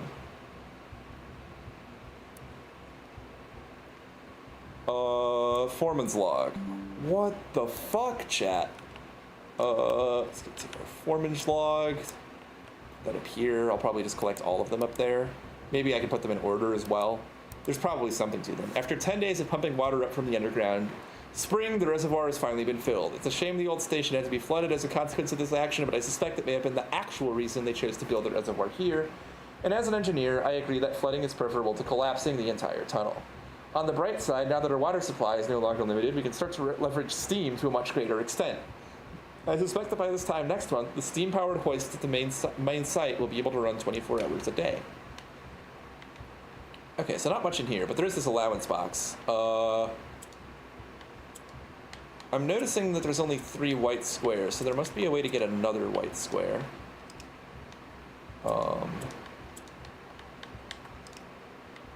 What? Oh, it's the black ones that must need to be in the corners. It's the white ones I've got to get rid of. What?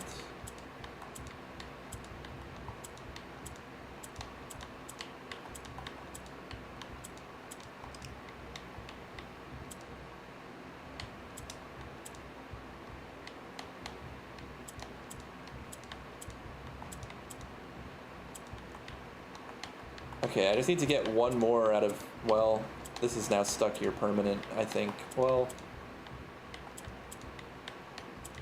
I don't understand how this works at all, actually.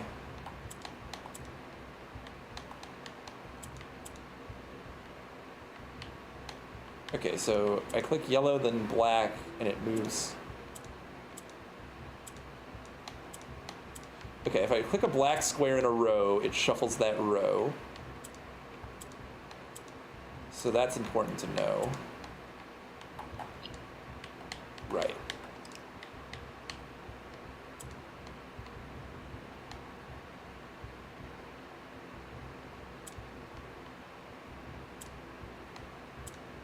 Oh shit.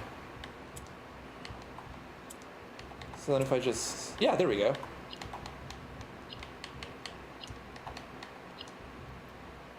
Allowance. Permanently increased by 2. Very cool. All right, that's not all we can access though. There's one other spot we can go, which is 2 rotations from here. This is fucking bonkers, dude. What the fuck do you mean that there's shit up here? How did I not notice this? Was this even visible from below? And this is still caved the fuck in. I don't think I'm ever getting through that.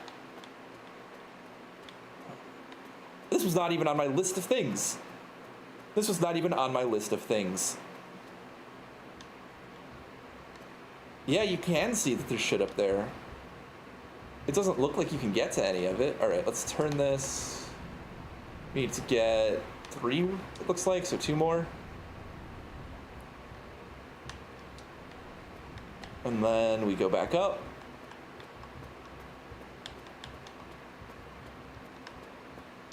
This is insane that this is like so hidden away. I do wonder if that red door is gonna stay permanently open, or if I'm gonna have to come back here, I'm gonna have to use the boiler room to turn it back on, or like if I use the boiler room for something else, will the red room remain open?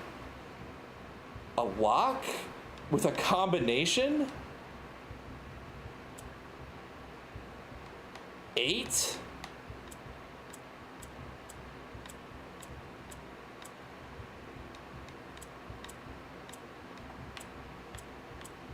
A date. Think about a date. If we count small gates, which this is a small gate, 8 dates, crack 8 safes. Does it look like there's a letter in there? There is. So this is one of the, this is a date. The answer to this is a date. June?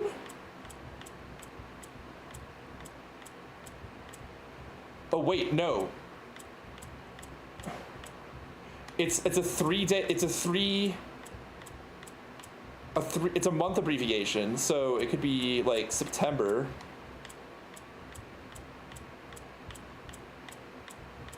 No, no. Okay, let's see. Jan, Feb. Feb? Is there B on this one? Feb. Let's try that. Feb 8. EB 8? That doesn't seem right.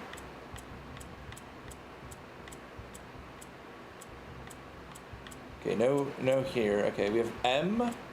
We have A on this one. M-A-Y, May 8th?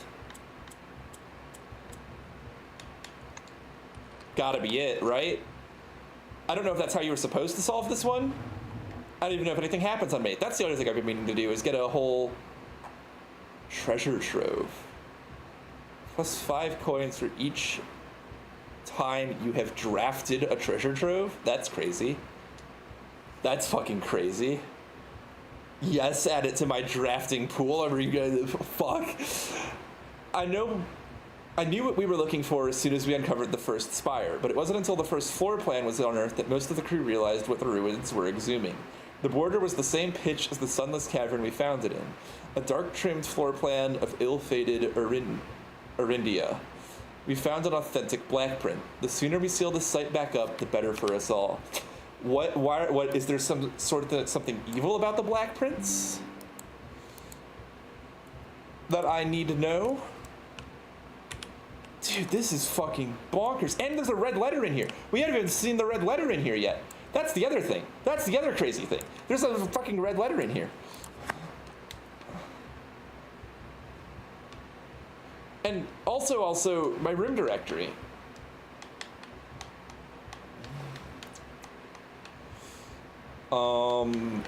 This would be in found floor plans. Oh, we haven't drafted it yet. Maybe I'll get a screenshot from the wiki instead then. In fact, I'll do that now. I won't read any information about it, obviously. Treasure trove. Treasure trove. Okay. Yep, don't have to read a damn thing. Copy. No, I don't even copy. I'll just drag. Okay, there we go. And then this.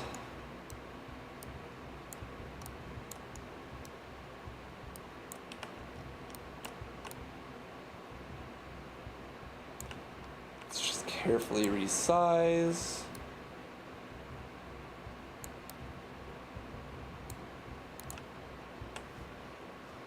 Treasure trove. Interesting. Excited to draft that shit. I'm sure it has more to it than just 5 coins, even though it's super powerful on its own. It's probably rare, right? I might not even be able to know without drafting it. Oh no! Turns out the oft-rumored treasure of Mount Holly is more than just a rumor. There's gotta be some lore in here. Black print edition unusual.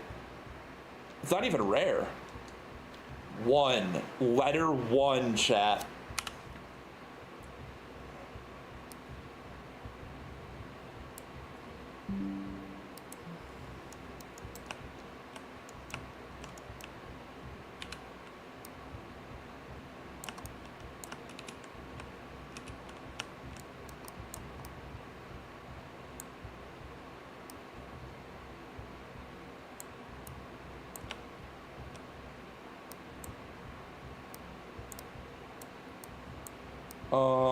Let's maybe have it arranged so it's like 1, 2, 3, 4, 5, 6, 7, 8-ish.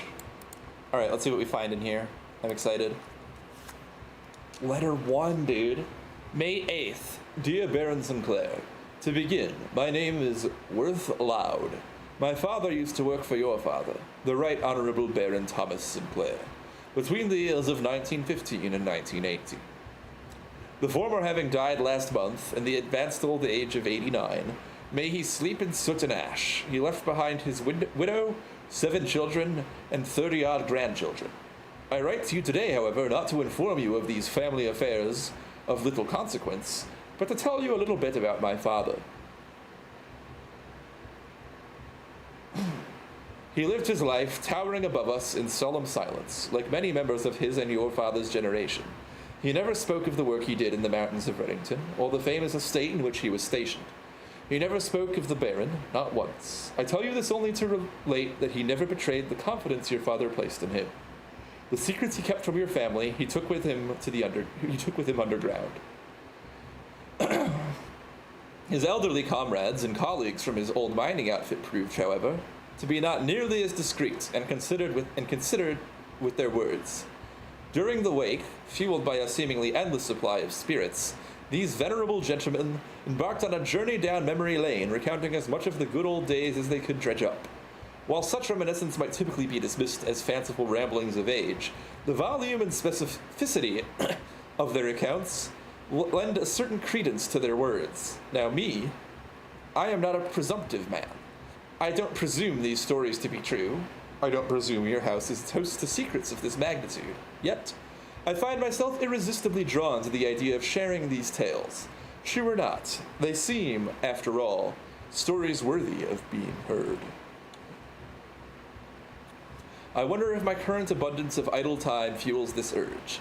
Perhaps I have too much time on my hands. Perhaps if one were to engage me in some worthwhile and profitable enterprise, my eagerness to pass the time by telling stories would be curbed. I eagerly await your response from your lordship, Mr. Worth Loud. We're not blind to the irony of blackmailing you for a blackmail letter, and we're not proud to join the endless procession of those who have knocked on your mailbox looking for a handout, particularly so when our methods lack the refined sophistication and class that this author so effortlessly wields.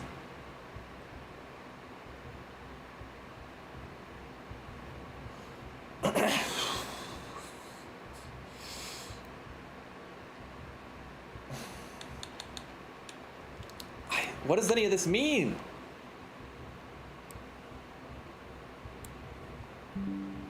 God, dude, when I put this all together, I better feel like I'm unlocked like the secrets of the universe, okay? Like there is too much shit happening, okay? There's too much shit, and it's happening.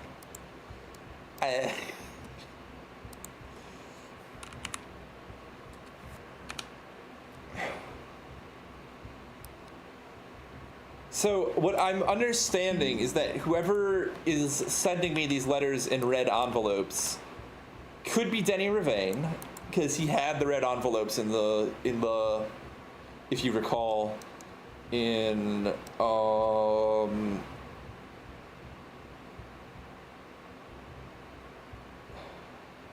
I maybe should have taken a picture of this. The greenhouse. He had the red envelopes. Also this random assortment of letters, which I did take a picture of. I should have taken a picture of the envelopes, but he had red envelopes. But I feel like it wasn't him. Because whoever did this is clearly a cut above his fucking grade of shit. You know what I mean? Like, Denny Ravain was not on the level of sending shit like this. He was not doing this stuff. And then we have, of course, the titular final note.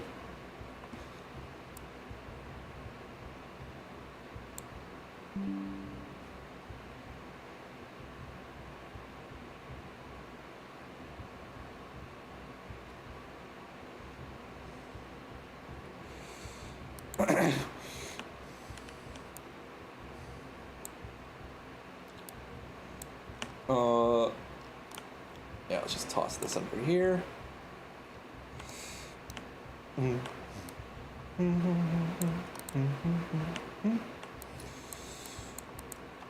God, dude, it just keeps getting deeper. I don't know if I was supposed to figure out May 8th some other way, and these are all the ticket shit as well. What the fuck? Look at that. What is all that? What is that? Can I get there? What is that? What is that? I'm just gonna stand here for an hour and not look out the window? What is that?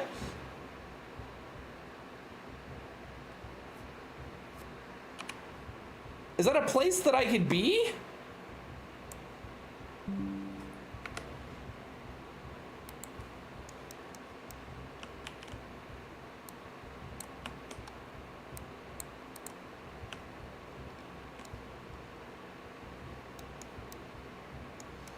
What the fuck is that?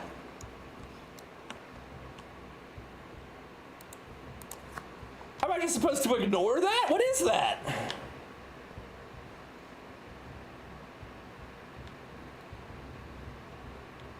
Are these the only places to go up here? It appears so. There's that place where I've been, there's that place where I've been, and all the other doors are shut. Does that mean that they are meant to be permanently shut? I can only fucking speculate. Jesus Christ. Wow. Wow. Ah. Ah. Brother, my fucking brain, dude. How much more of this is there gonna be? What is all this?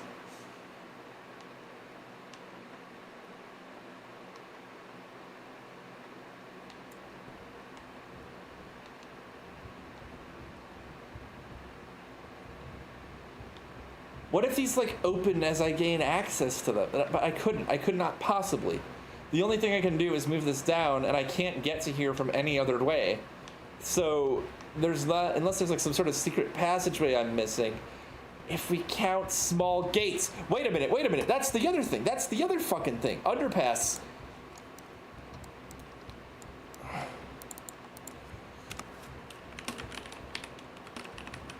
I have to assume that we were supposed to use if we count small gates to deduce that had to be a month and a day. Not what I wanted. This. Whoa, not what I wanted. Okay. Underpass.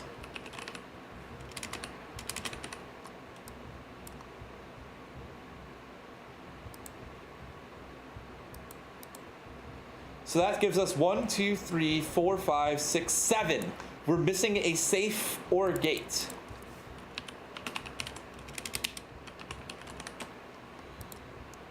And these are all my dates. Do I have May 8th anywhere out of curiosity? Yeah. 05, 05, 13, 05, 15, 06, 15. This letter was penned May 8th. I don't know if I was supposed to retrieve this from anywhere or if I was just supposed to know. I mean, think about this. Consider this angle, right? Think about the gallery. In the gallery, you're just supposed to use the information that you have to figure out the solution to the painting names. I'm forced to assume the same is true of here. Oh, is this above anything? It's above down there. That's where the basement map is that I want to look at with a magnifying glass so desperately. Now, what are my options here? I want to check an item in the code check. I should be able to pull that off by leaving through the basement. Just barely.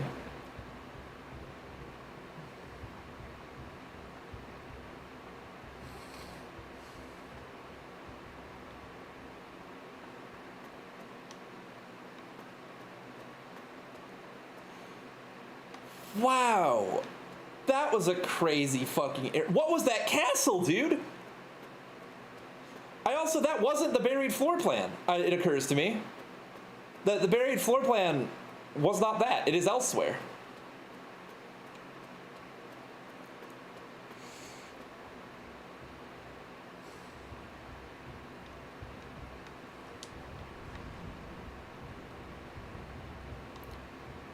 So when I just saw the outside of this room, there was like a gap underneath somewhere. Seeing the outside of this is crazy as well, by the way.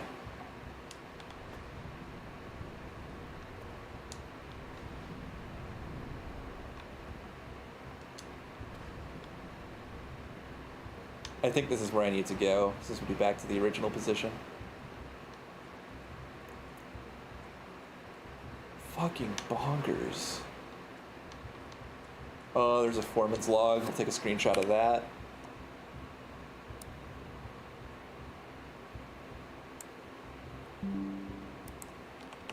Dump that in our notes over here. Just want to know what all the foreman's logs are, really. That's insane.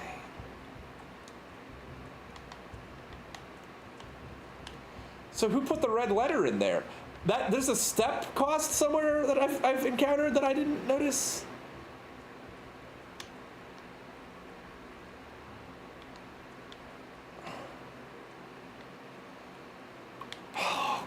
God, dude.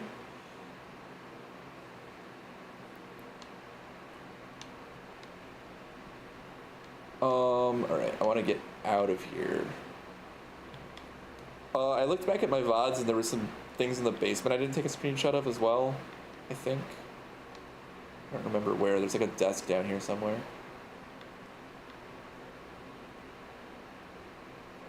I guess I can find that on the wiki too. There are some documents down here though.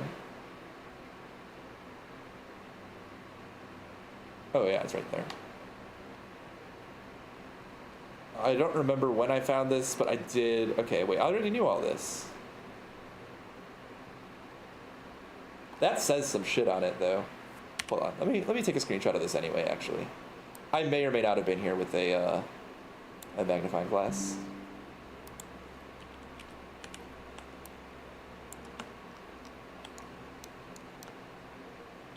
North of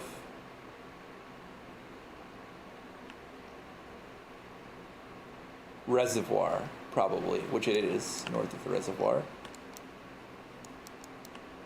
That is where the north lever is. One backup lever for each antechamber door has been installed in separate locations for redundancy. However, we have been told that the locations of these reserved systems will not be disclosed to the staff. Okay, so I have actually found all the levers, I'm pretty sure. Actually, I don't know where the second north lever is, if there is one. What the fuck is this? Where the fuck is this? Right? Anyway.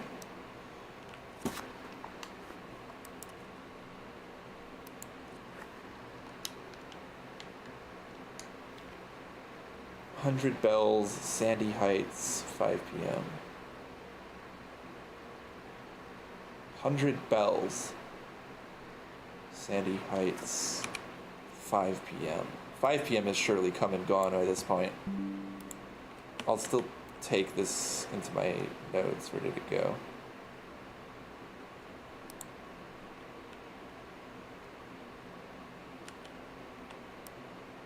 There might be an extra copy of this floating around somewhere. Sandy Heights, 5 p.m. 5 p.m., what does that mean? Sandy Heights, that's high up among all the clocks, perhaps?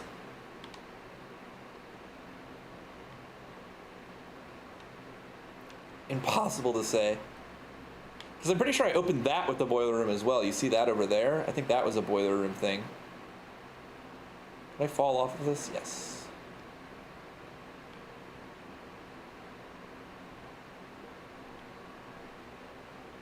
I'm wondering if there's anywhere in the basement I haven't been. So much brick wall down here. Makes me wonder if I found the only destructible one as well. There's just so much shit to miss in this game. There's the stairs back here, which are just to get me up here, which was a puzzle at one point that I've now solved, I think. Like, look at all these pipes and shit running through here. There's also foreman's notes down here as well. What do I check? Probably the battery pack, right? Like, that seems like... I feel like the weight room was the last place for the power hammer. I feel like the last sealed location is going to be resolved by exploding dynamite in the trading post. I genuinely do. Unfortunately, no magnifying glass found today. All right, and we all do get to keep 2 of our items anyway. So let's go ahead and code check the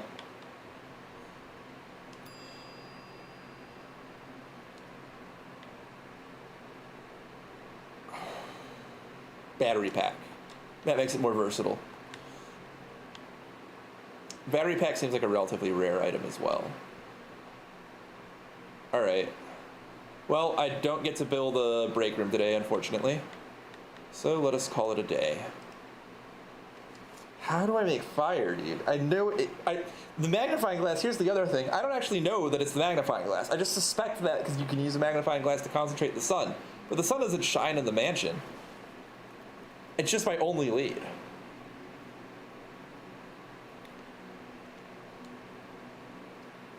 Oh, I'm gonna try to squeeze in one more day. Let's see what we can do here. Wow, dude, what a fucking discovery was that?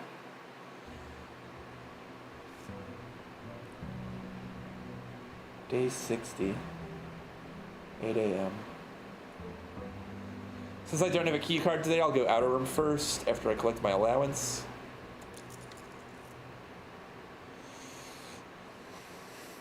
I did start with 2 keys as well for having the clock tower and allegedly 1 other tomorrow room.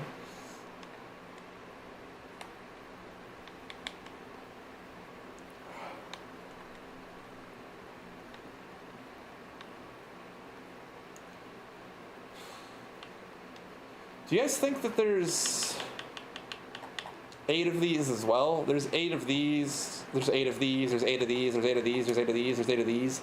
Like, the only thing there's not 8 of is these, right?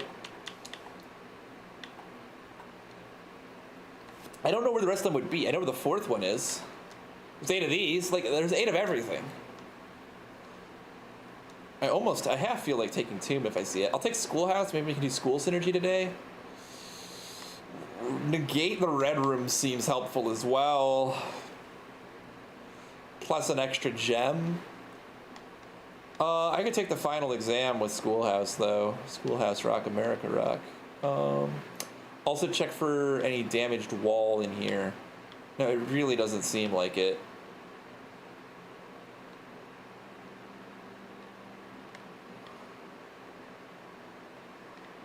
Do I have these? I think I must. I must have these. Yeah.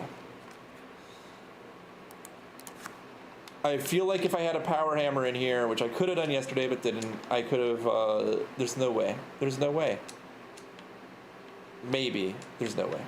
What is that? What is that? What is this? Is there any, there was something carved into one of these desks, I swear. Herbie. Okay, well that's no fucking secret there. The family tree that I believe is also in the trading post, which I may or may not have a screenshot of, tells us that, well, it's Herbert S. Sinclair, of course, but we also know from the bunk room. So if I, hold on. So in the bunk room, we can see that Simon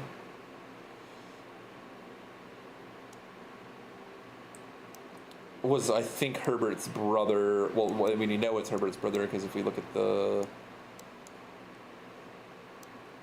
Oh, but I don't actually have the trading post. I thought that was where I saw it. There was like a family tree in there. Maybe I should be paying more attention next time I draft trading post. Anyway, I need to create fire. That is still my goal. I want a magnifying glass. I want to create fire. Wouldn't hate taking the final exam either, because now I have 9 classrooms in my draft pool.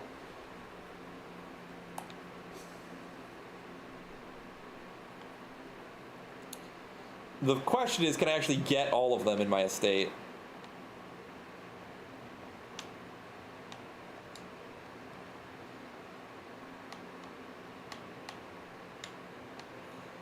I'll take library here. Maybe should have taken the dead end, actually.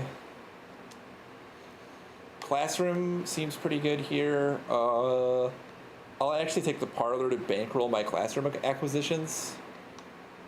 And then here, I mean, we best get started, I suppose. Okay.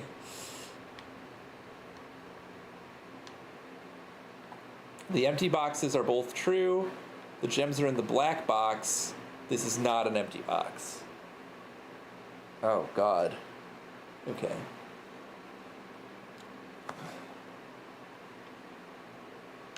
The empty boxes are both true. The gems are in the black box.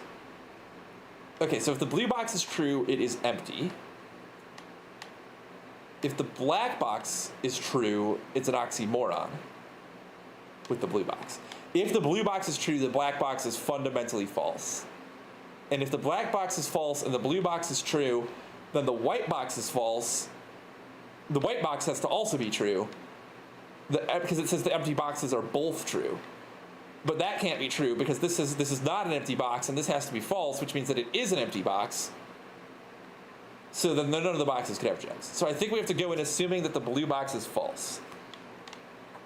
The gems are in the black box. If that's true, they're in here, and this box is true. We already know this box is false. One of these must be true.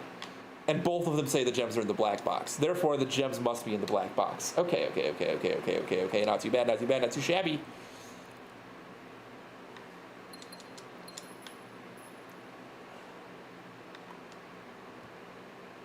Oh, conference room, yeah. I should always draft from the classroom, but conference room is a good grab anyway, so I'm not even mad.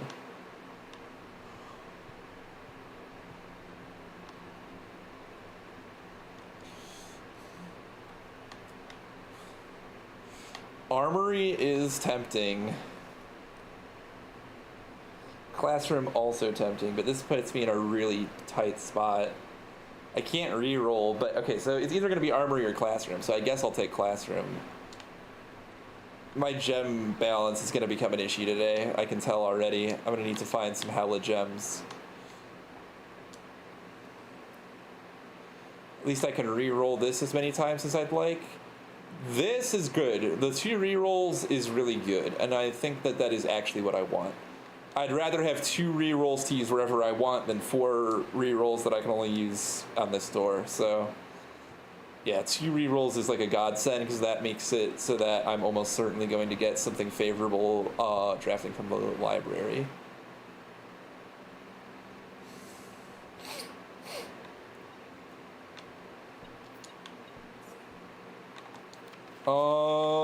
Is there anything else I haven't read?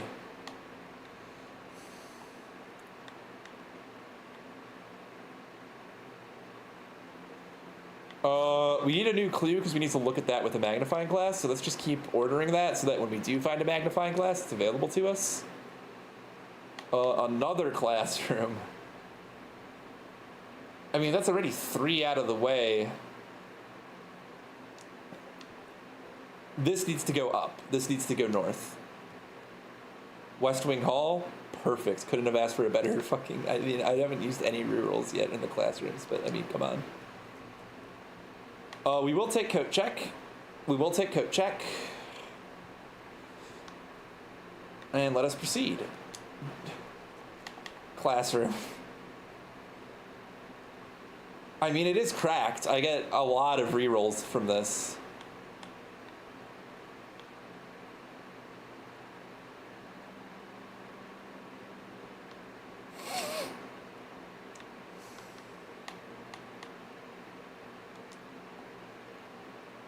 This seems like it could be important.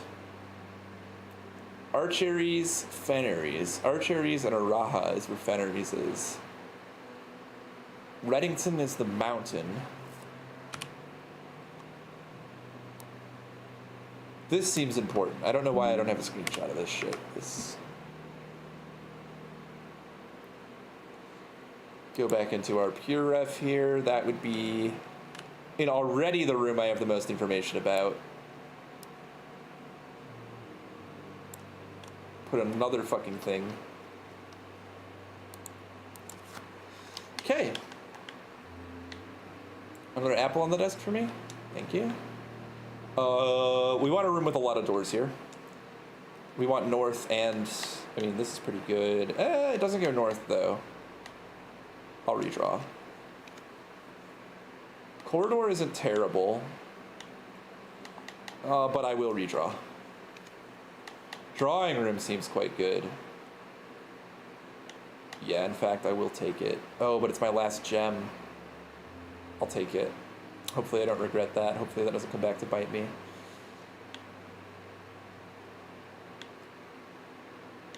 I would love a passageway up here. A classroom. Great Hall is not the worst thing in the world here, actually. I'll take it. Just because it has all those doors. And here I cannot take the pantry. I'd love to take the boiler room, but I can't. So I guess I will redraw. Huh. The hallway is such a waste here. I think I take dormitory and then Great Hall will be my gamble.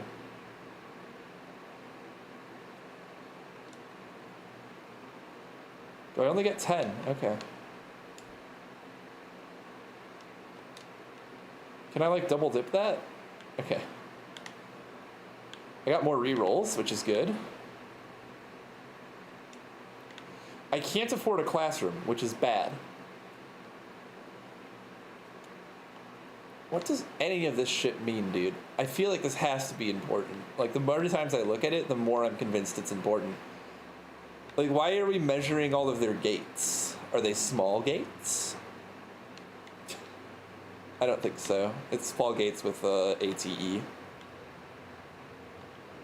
Alright, we only have 2 keys, so let's take it easy here. Go through the guaranteed to fucking classroom. I probably take Nook here because the key and bacon and eggs. And I definitely need keys.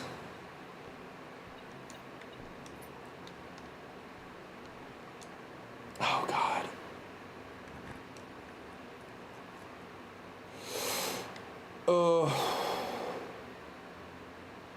Yeah, morning room. Green rooms do not cost gems to draft. Oh, morning room. Oh yeah, what? I kept the key card and the metal detector. Interesting, interesting, interesting. Lucky rabbit's foot. That seems helpful to find a magnifying glass.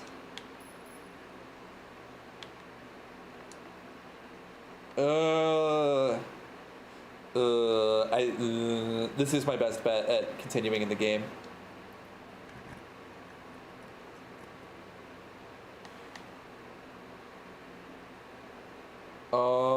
Commissary seems quite good. I think I take it, in fact. Oh, I forgot to order a magnifying glass yesterday. That's so stupid of me. Oh wait, but I got one anyway. Okay, we take the magnifying glass. We'll take the shovel. And we'll hella take the set of gems. Now the question is, am I actually going to be able to... Oh my god, key card. Classroom is great here because I can re-roll it. I can't rotate it. Fuck. Okay. We'll take the corridor since it's always unlocked. God, this is terrifying, actually. I have the key card, though. I have the key card, so I can enter through the foundation if I get trapped.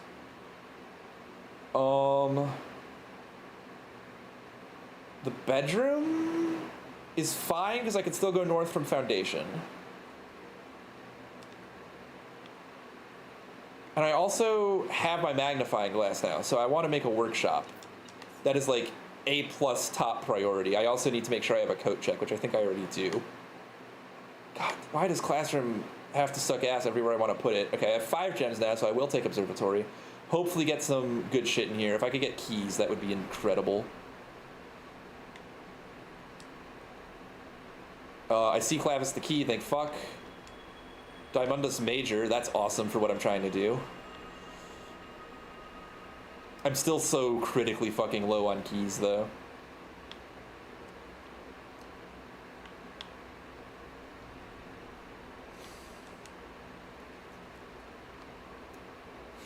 Security. Seems good because I can increase the security level to high to get more keycard doors. And it has the good movement, schmovability. Yeah, I'll take security here. I want to increase the security level in my estate. Oh, there's something in here. A coin. Alright, alright, alright. Let's set that security level to high.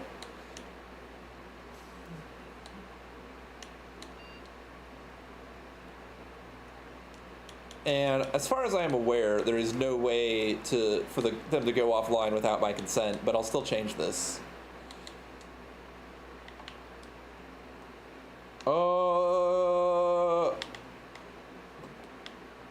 We could do a lab experiment as well. Actually, if a lab experiment could give us keys, that would be the best thing in the world.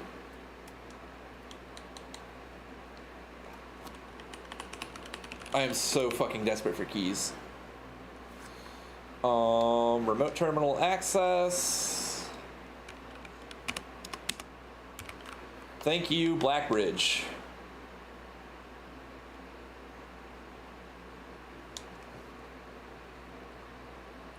Please let me have keys. I would really like keys. I need keys.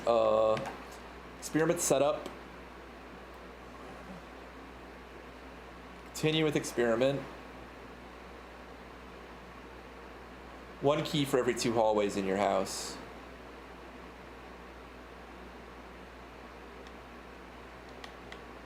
I think this.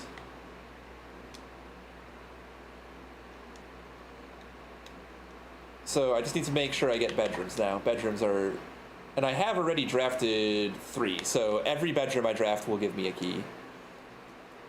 And I can force a bedroom here. I might rather take a classroom though, because I can just re-roll into a bedroom from a classroom. That's the other thing.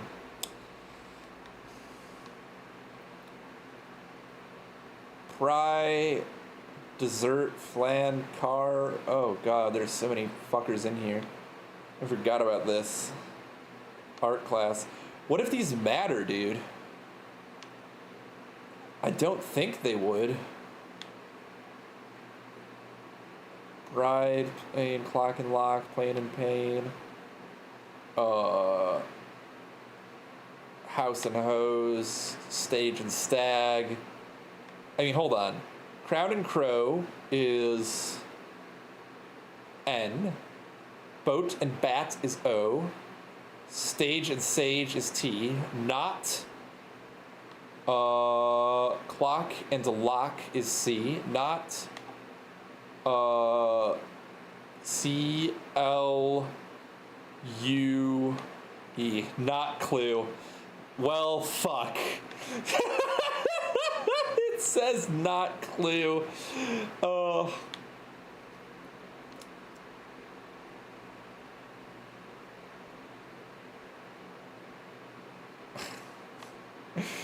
Oh, okay. Not clue. Very well.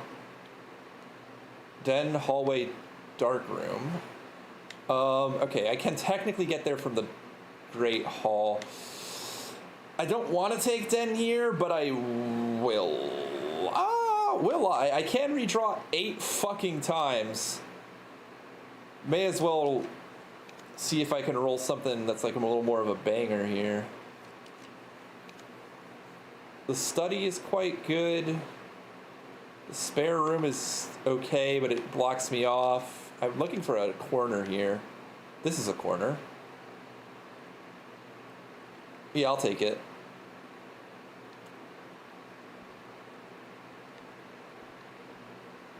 Black, red. History is penned by the victors. Victors is written in red. This seems important as well. Did I get History of Arindia yet? I didn't. I just really remembered that I did not ever fucking read that. And I ordered... I might be able to go back and switch it, actually, if I think about it. Let's see. This is... History. That goes next to our history worksheet. I have not solved the history worksheet yet, mind you. But I would imagine I would be able to do so once I have that book. I might need to revisit the library to do so. I really should be drafting a bedroom soon. And maybe this will be my opportunity to do so. Mailroom is interesting. I'm gonna redraw. I would like something that lets me turn this corner, but without office is possible. Break room is really good. I would really like a bedroom though, and I can't rotate floor plans here. I'll redraw again. Pantry? God, dude, this sucks. Why do all of the turns go the wrong way? Pool, gymnasium, vault. Vault is 40 coins. All right, if I see a bedroom, I think I just take it at this point. Bunk room. This compound has 2 bedrooms. That's awesome. That's just keys galore.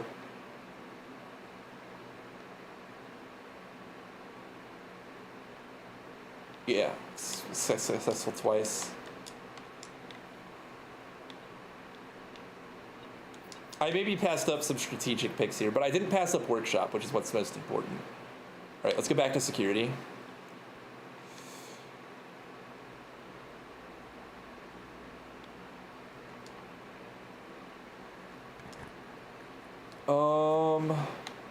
Another classroom is available, and I am trying to get all of them. 1, 2, 3, 4, 5, 6, 7.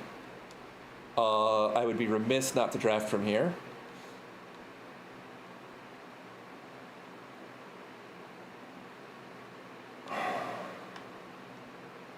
Get the apple.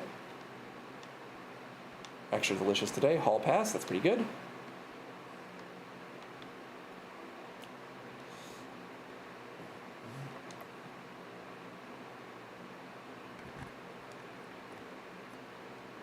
Oh yeah, I also have synergy with hallways I need to remember.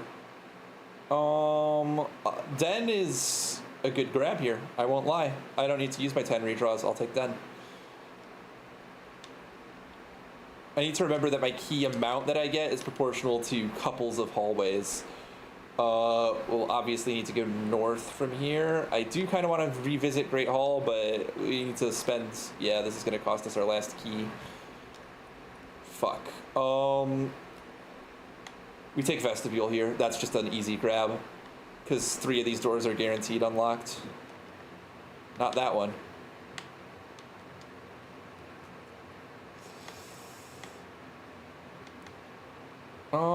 I don't hate Pantry. I really want Workshop, though. That's like what I'm hoping for. I could take this classroom and re-roll into a Workshop. Gain 4 die for every dead end. That's just not great synergy with what I have as my build right now. Okay, hold on. If I want a Workshop and I re-roll this classroom until I get one, that really limits my options. That's the problem, is that it limits my options. I don't really have anywhere to go from there. The Cloister of Draxus, on the other hand, is guaranteed to be 2 dead ends, which is not much better. I could reroll.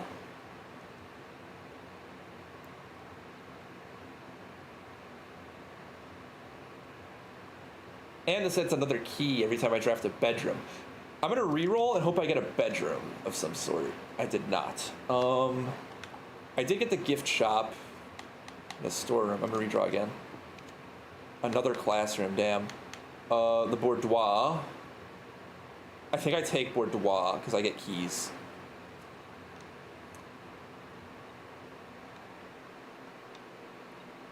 Two keys, yeah.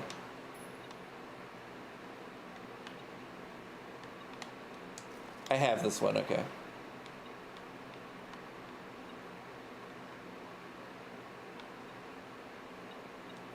Oh my god, another key, that's awesome. Okay.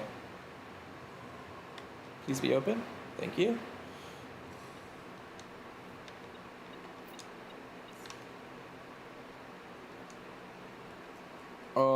Okay.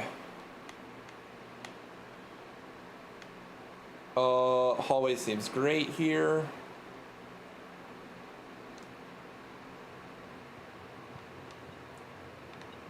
And a key.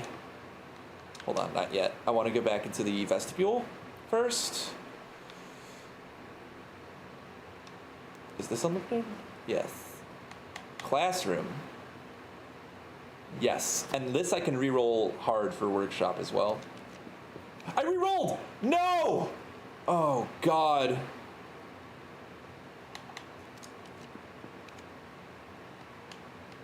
Oh, God. That's so bad.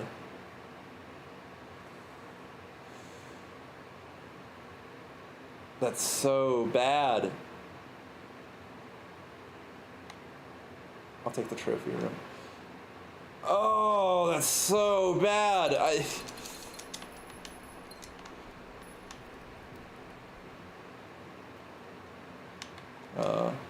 like to go back. Do I want to go back into the den, actually? Not super duper. I would like to get to the Great Hall eventually. I need more classrooms, dude. I need more classrooms, and I just fucking squandered one. I'm not using a fucking key. I'm going this way. We'll use a key here. Hopefully I get a class. I can't believe that, dude. That was such a blunder. Freezer? I won't lie. Freezer is super tempting here, especially because I can't re-roll, and this is going to be all dead ends.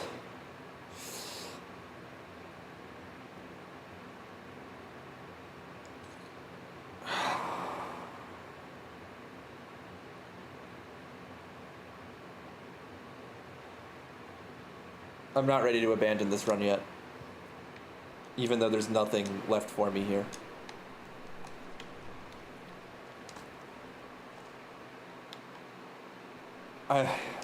There's still hope I could get a workshop. And that would make my fucking day so much. I'm almost considering saving the magnifying glass, but that seems silly. Okay, these are keycard doors, which is nice. Lavatory, wine cellar, clock tower. Clock tower's good, some borrow room synergy.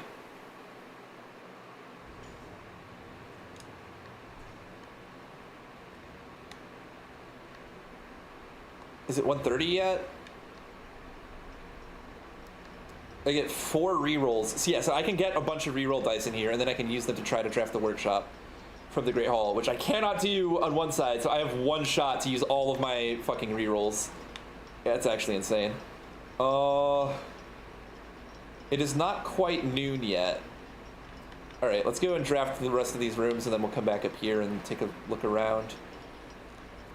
A vault key? Okay, a deposit box key. We definitely want to get the vault now. That's important.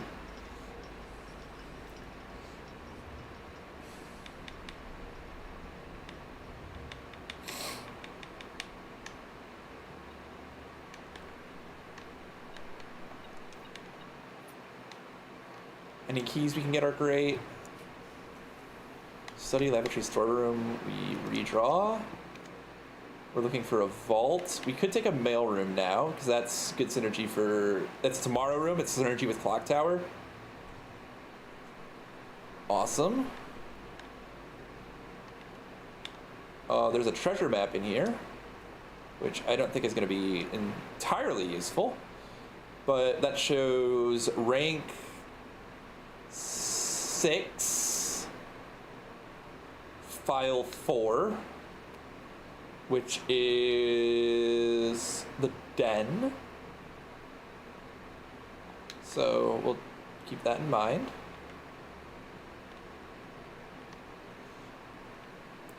I'm way more likely to find a magnifying glass than a battery pack is the thing.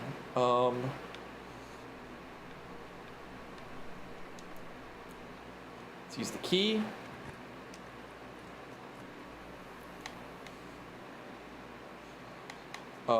I will redraw here. We're looking for vaults. Oh, I can check the vault key. That's probably what I'll do, actually. I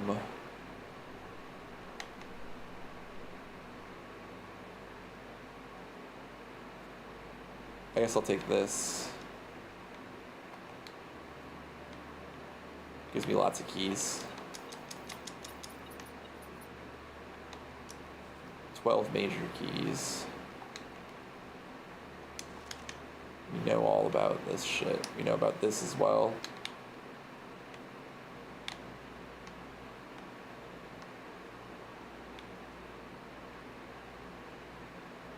Okay.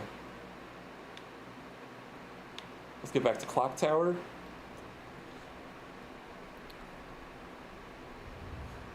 I think I have to check the vault key unless I can get the vault below.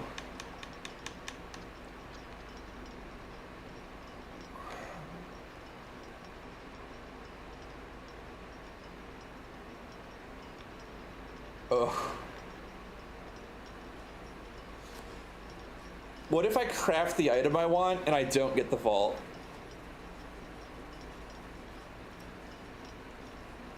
That would be very upsetting, to say the least.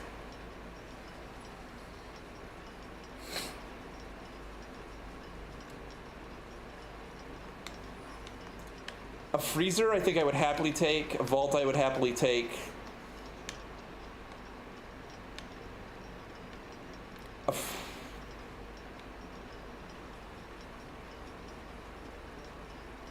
In-game equivalent of an hour for this to happen, and I'm pretty sure I've already done it, an hour and a half. All right, I'm gonna go to the den, dig up my treasure, come back here. I think I have enough steps for all this.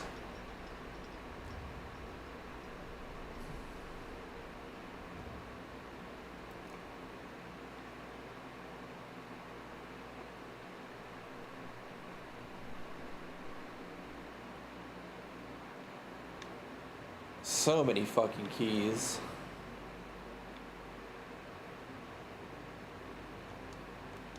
Be locked, I fucking dare you. Anyway.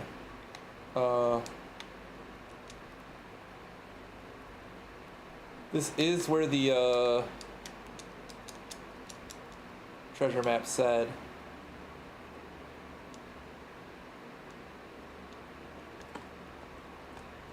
I should re-roll for freezer before vault, dude.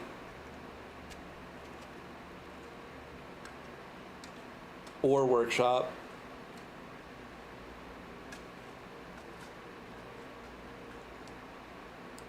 $40 coins. I'm rich. I'm wealthy. I mean, while we're here, we may as well make our way. Hold on, what time is it? It is 12:05 to 12:10. All right, we're fine. So we're gonna go through the foundation, observatory, bedroom, corridor, morning room, nook, great hall. Foundation, observatory, bedroom, corridor, commissary, morning room.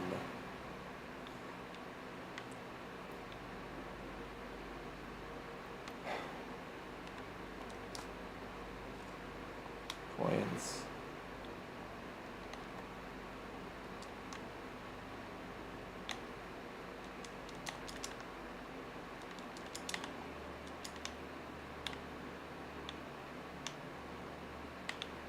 Nook. Great hall. Let's go ahead and crack these open. Awesome. Another classroom is not that great because it's 1, 2, 3, 4, 5, 6, 7. I have already. Redraw. Break room is not terrible. But I am throwing workshop if I take it. I think I'll take it because I'm not going to be able to check whatever item I craft in the workshop today.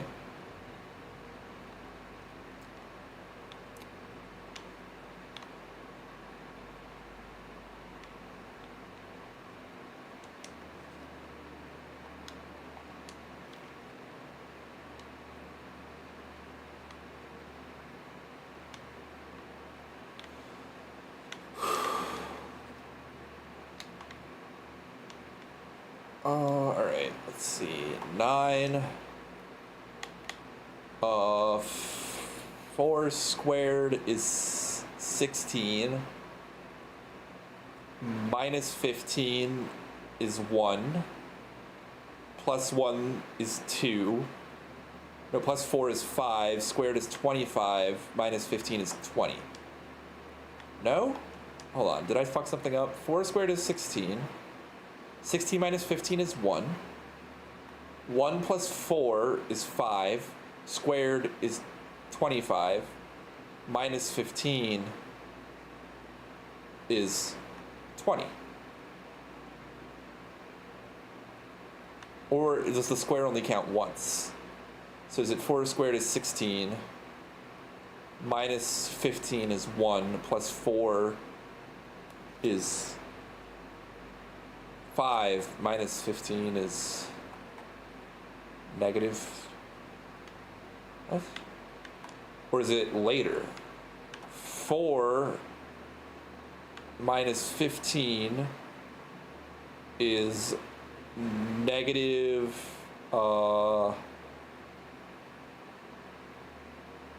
11? Negative 11? Negative 11 plus 4 is negative 7. Negative 7 squared is 49.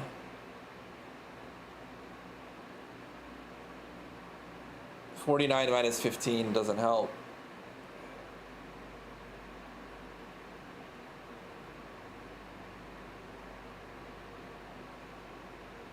What the fuck?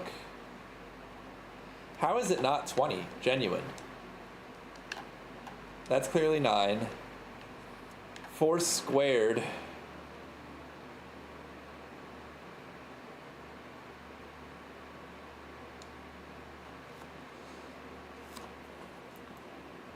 Four squared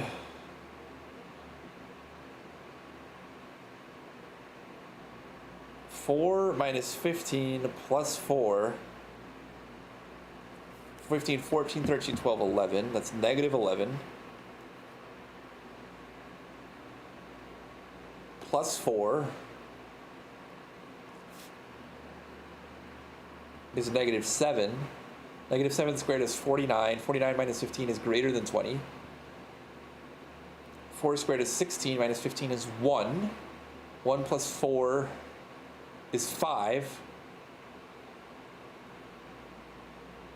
5 squared is 25.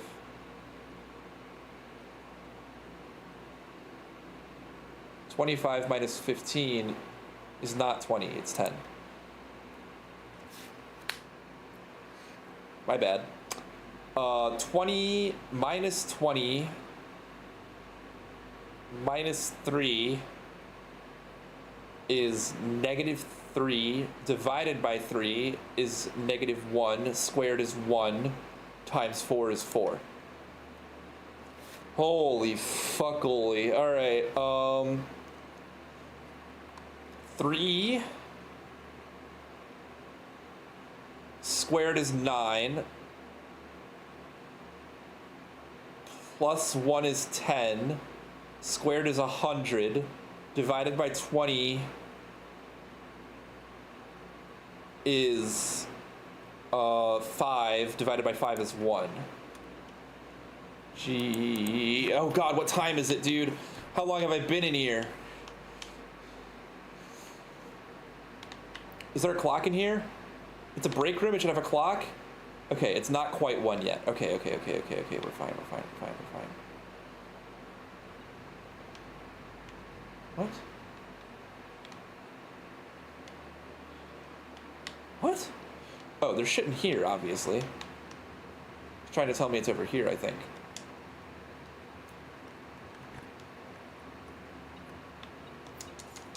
God, whose dick I wouldn't suck for,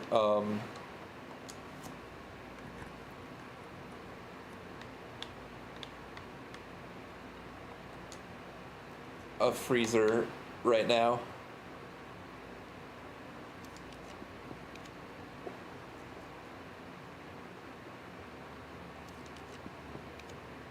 This is my last draft of the day, so I should use all of my rerolls.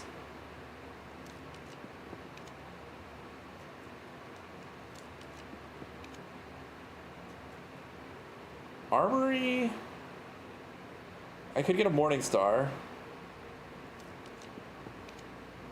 I really want a freezer. Treasure Trove is interesting, but I really want a freezer. It would be good synergy for tomorrow, but there it is.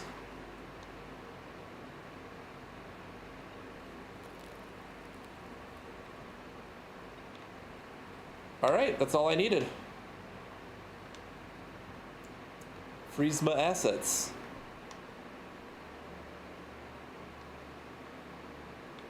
That is such a good total to freeze as well. Now let's go to this clock tower again as it approaches 1:30.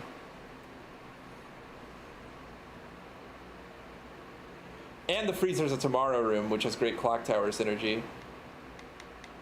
Which is 1 key for every tomorrow room in your house. So that's 1, 2, 3, 4 right now. 5 right now. Need to be watchful of my steps, for sure.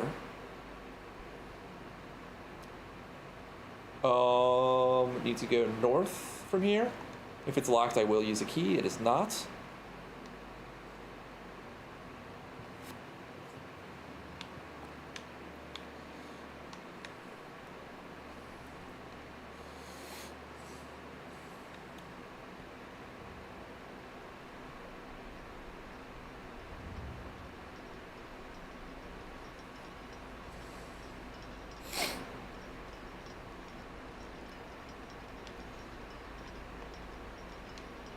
Almost 1:30.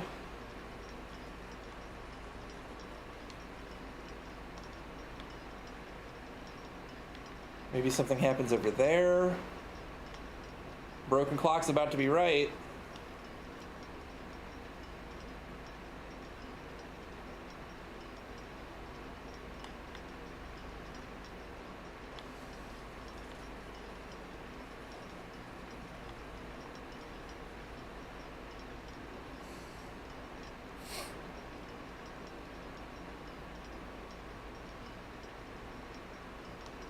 125.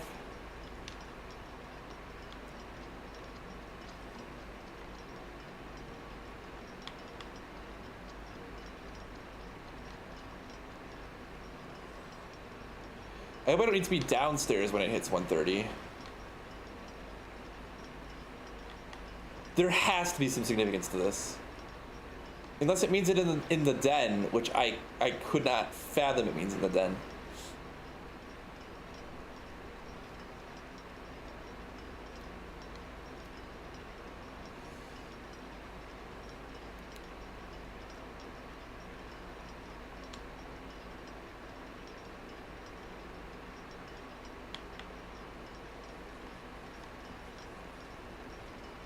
One thirty, come on.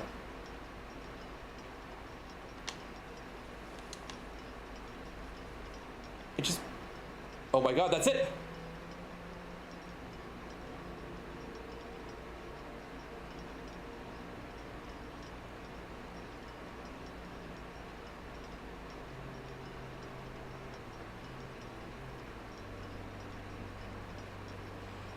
Secrets! Go, go, go, go, go, go, go, go, go, go, go, go, go.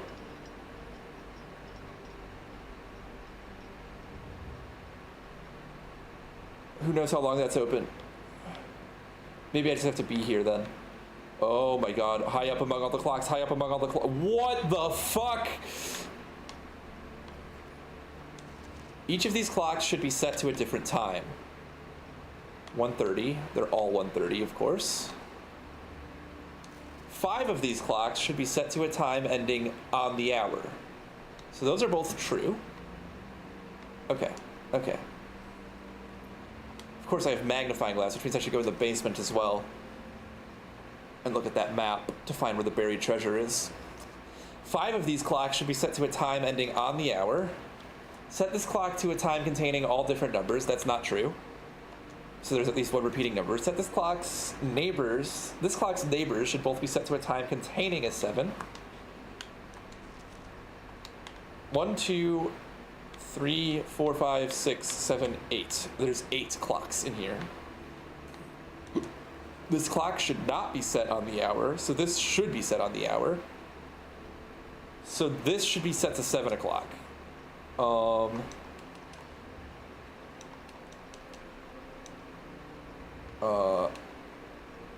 Whoops. 2, 3, 4, 5, 6, 7. This clock's neighbors should both be set to a time containing a 7. That's the only time containing a 7 that's on an hour. None of these clocks should be set to the times that contain the number 1, 2, 3, or 4. Oh God. This clock should be set to a time that contains the same 3 numbers of another clock here, but in reverse order. The clocks are positioned so that their times will go up in ascending order. That's true because it's handwritten. Ugh.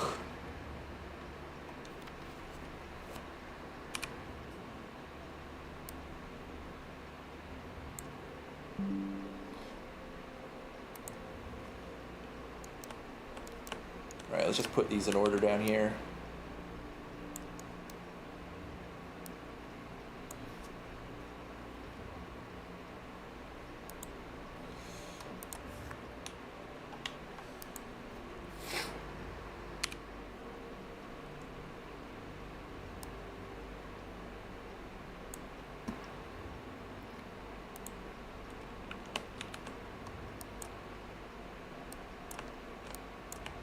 Actually,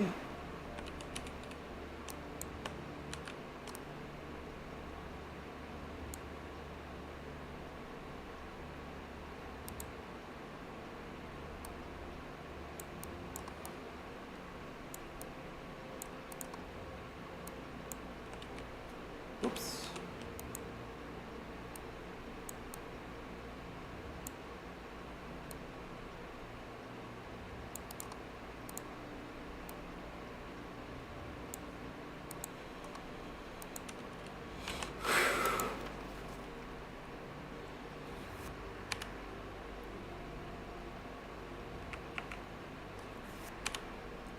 I also don't know is if they consider a leading 0 or not. Like if I set this to 610, that's all different numbers unless you count a leading 0 before the 6. So I'm going to assume that since it does not specify, that we should not assume a leading 0. Because that would be a fucked up thing to put if you were supposed to.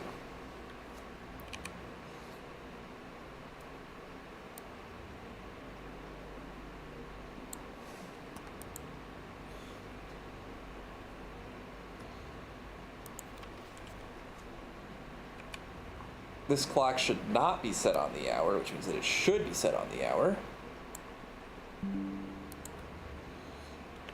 This is a tough fucking puzzle, I'll tell you that.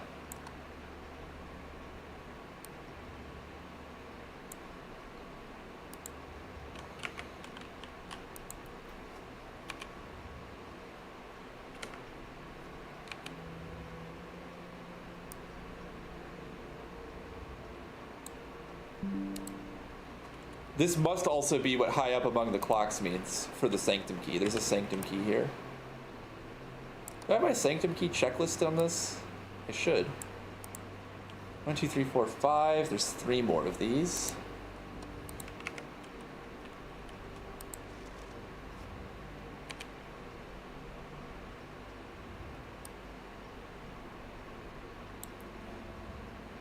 This just seems like strictly not enough information, if I'm gonna be honest.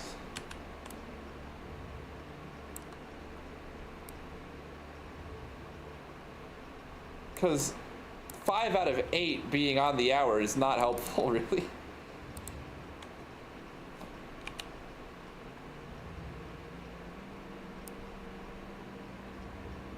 This one's handwritten, so it's true. Bear that in mind.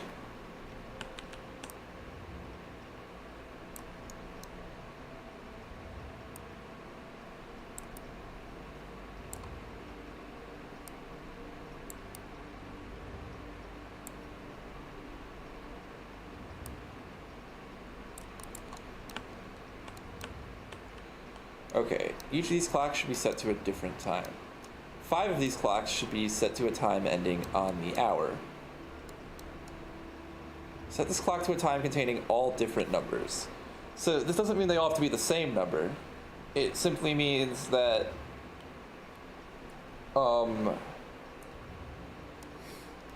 not all of, there's at least one repeating digit.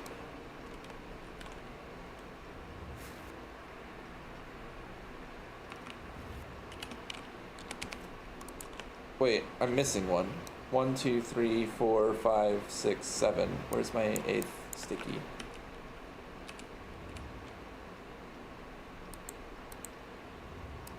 Whoops.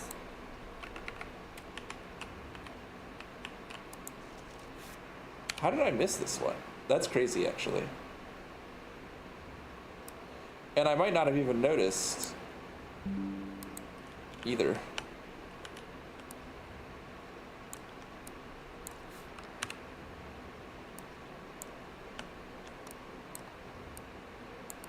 It was right between these.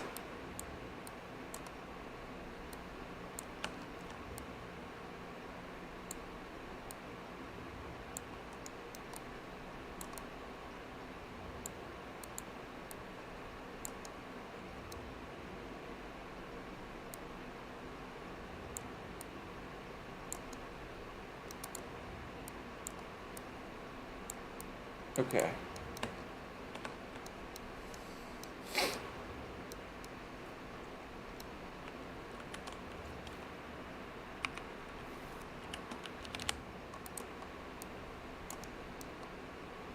So this has to be 7 o'clock. Because if it ends on an hour, which it will, you can basically just remove the word not from this one.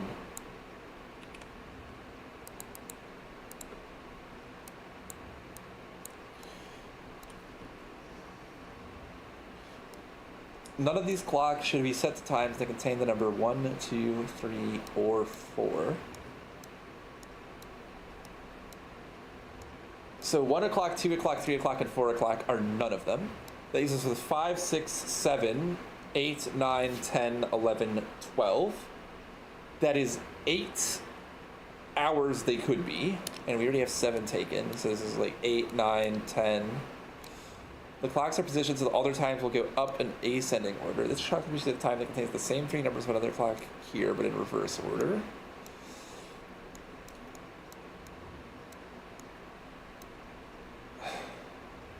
Okay, if this needs to have at least 2 like numbers, it doesn't actually say much of anything, because we could have like 7, oh, it can actually be hour 7. It cannot be hour 7.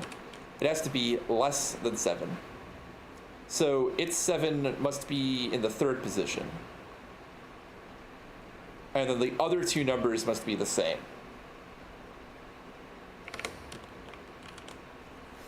So this is n colon n7.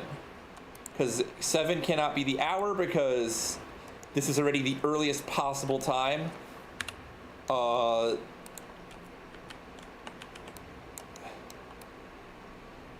This is the earliest possible time that starts with 7, and this has to be earlier.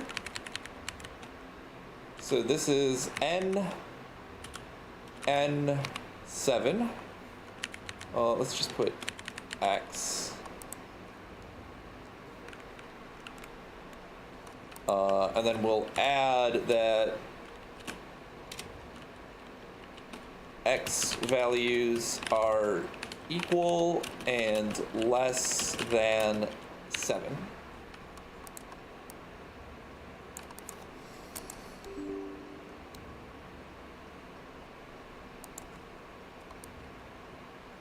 Uh-oh.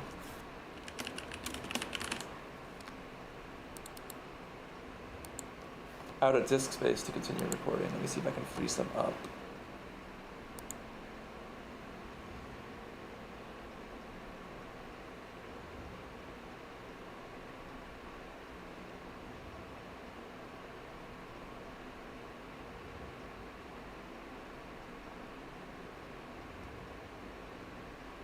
These are all not necessary.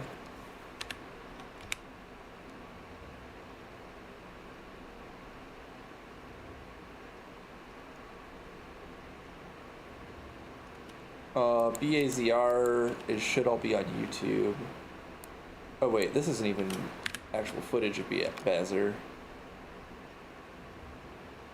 What the fuck game was I playing this stream?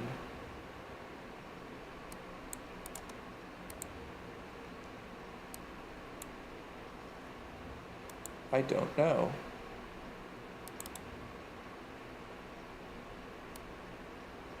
This was Sky Factory. How about this one? This is why I started naming these, because I can't figure out shit. This is Craft Mine. A 2-hour Craft Mine VOD. Yeah, I'm never uploading that. Get that shit out of here. Okay. 5 of these clocks should be set to a time ending on the hour. Each of these clocks should be set to a different time. This clock's neighbors should both be set to... How are these going to be so restricted by the other rules? Right? That there's only 2 times they should be. These have to be clocks that end on the hour, and they have to be... This has to be extremely limiting as well.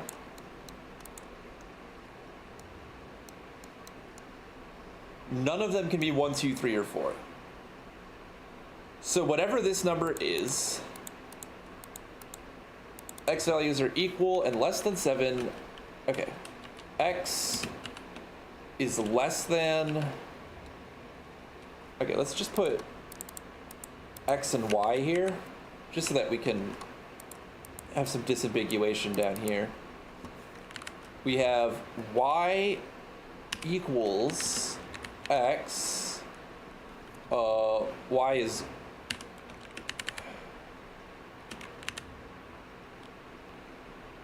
4. So that means that this is either 4:47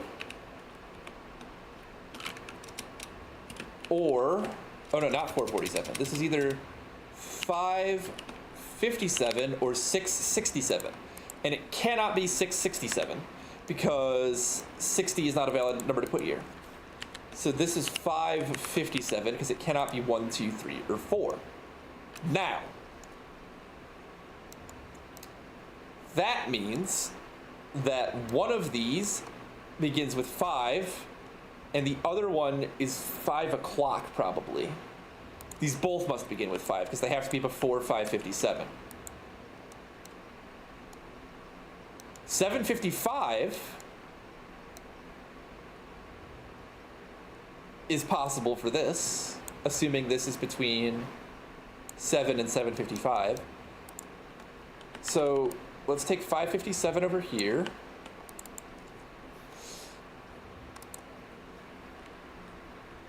And just put question mark, question mark. Oops. And likewise, this is 5 question mark, question mark. Probably, this one is probably 5 o'clock. Like, let's be real.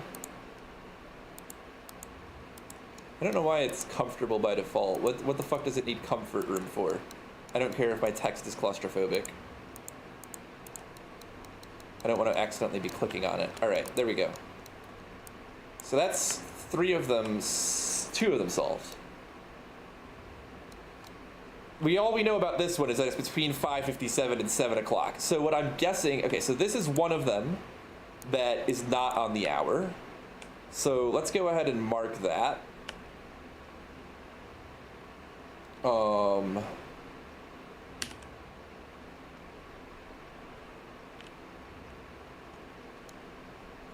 Actually, let's just write down.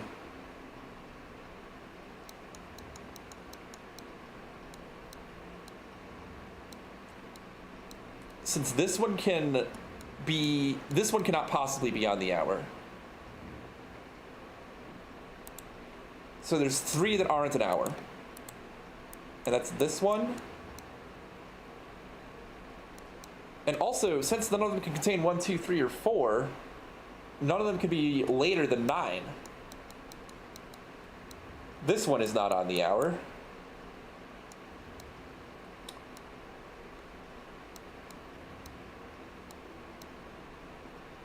And this one is not on the hour, which means the rest are.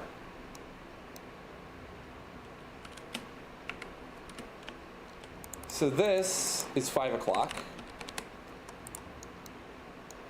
This is something between 5 and 5:57. This has to be,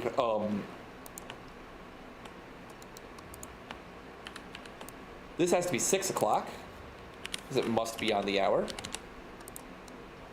So that's 1, 2, 3, 4, hold on, yeah, 1, 2, 3, 4, 5 that end on the hour. So 5 o'clock, 6 o'clock, 7 o'clock. And the most we can have is 9 o'clock. So that means that the last 2 that are exact hours must be 8 o'clock and 9 o'clock.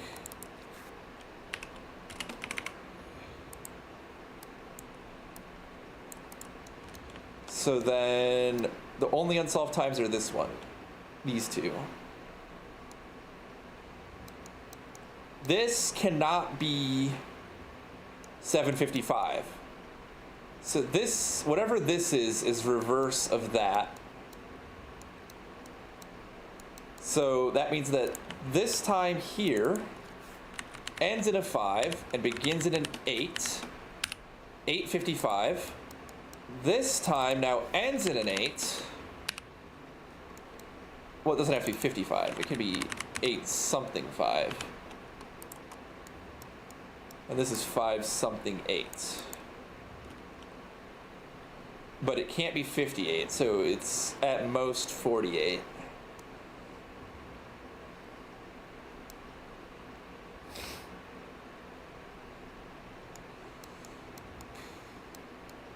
I could brute force from here. Oh no, but it can't be 48, 38, 28.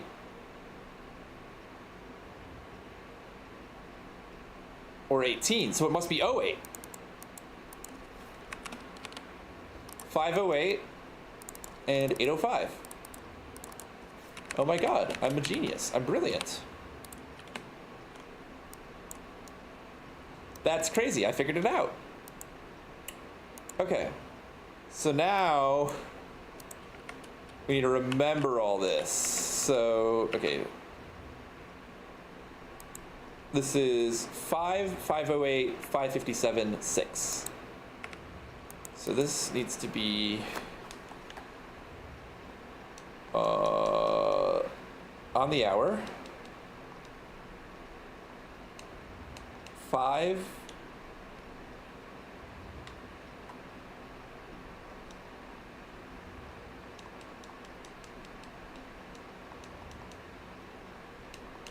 $5:08.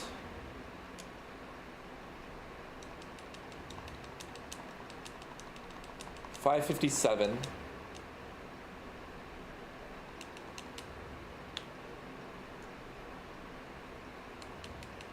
Six.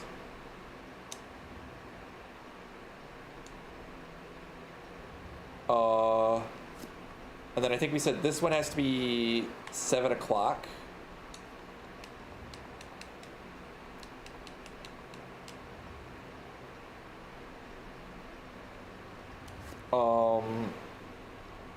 This one has to be 8 o'clock, 8:05, 9 o'clock. Okay. So 8, 8:05, 9.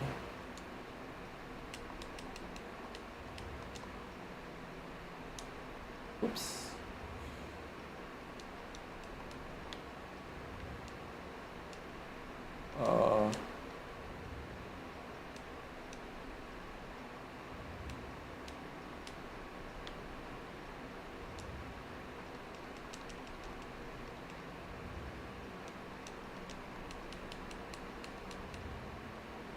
Oh my god, I was right as well. Sanctum key? Sanctum key. High up among the clocks.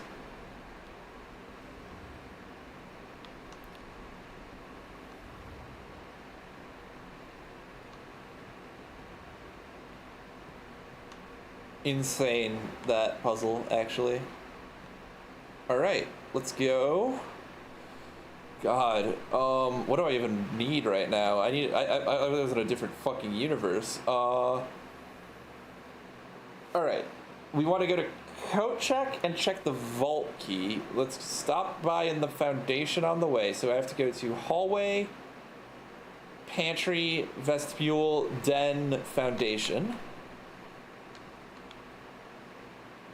Careful of my steps here as well. Hallway, pantry, vestibule,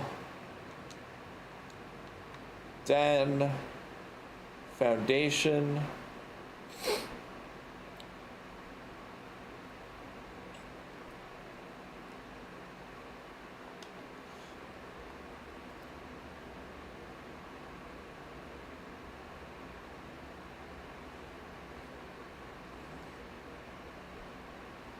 Observatory, bedroom, corridor, commissary, nook, great hall. Oh my god, there's so many. Observatory. Do I have running shoes, at least? Thank fuck. Bedroom, corridor, commissary, morning room, nook,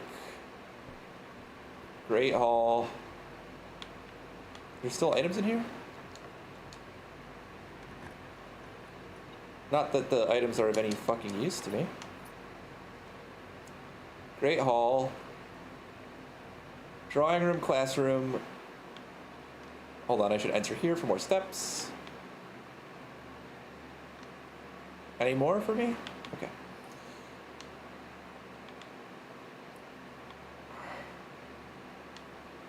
West Wing Hall, coat check. I'm gonna check my vault key, because that is something I'm never gonna fucking find again. Unfortunately, I need to retrieve the battery pack, and I will not see it again.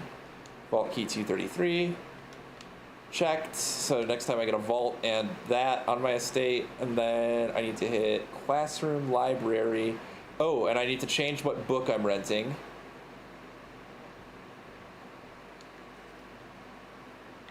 I wanted to get first edition. Let's go to the Sanctum.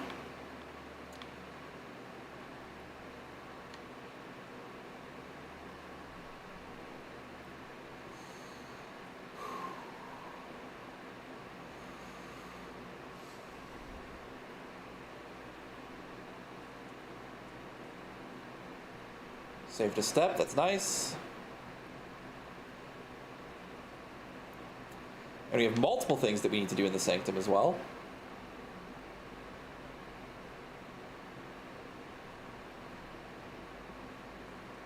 Or at least in this area. I need to get to there. That's where the thing I want is, I think. Can I do that from here? Let me take a look. Let's find out.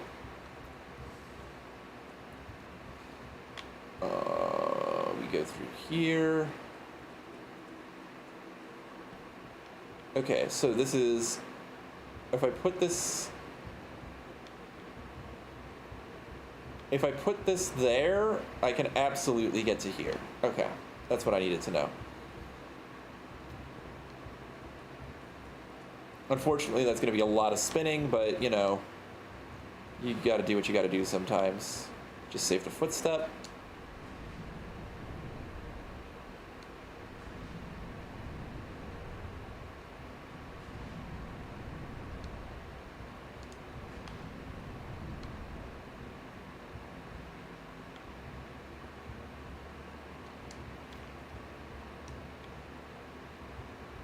Alright, where are you? 10, buried floor plan. 10. Okay, well, it's right there. Let's grab a screeny of that.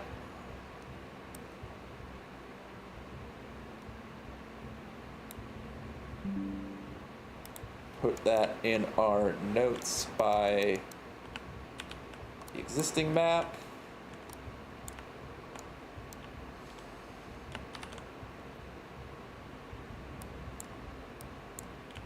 Okay.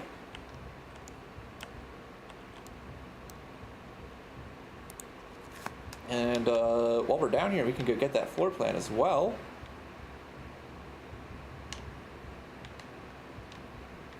Okay. Okay.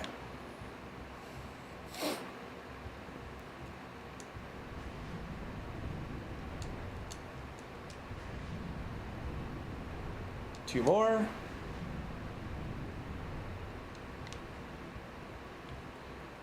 Go, go, go, go, go, go, go, go, go, go, go, go, go, go, go, go, go, go, go, go.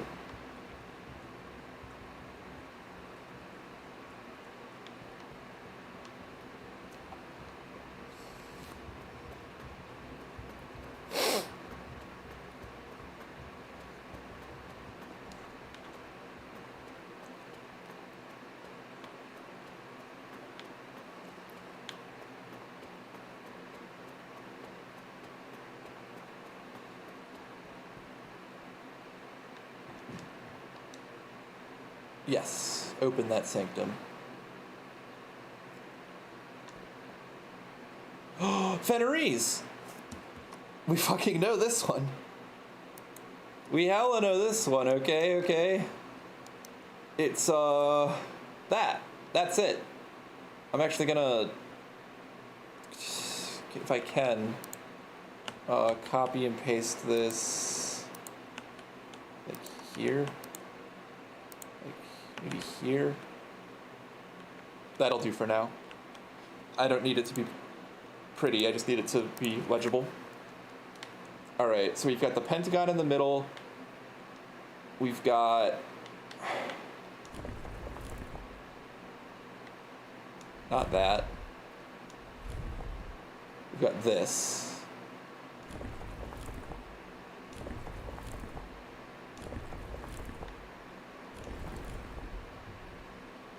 that's that.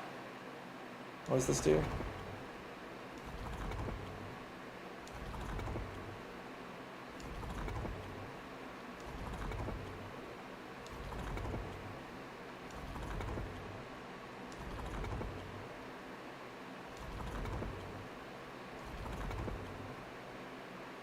That's got to be it.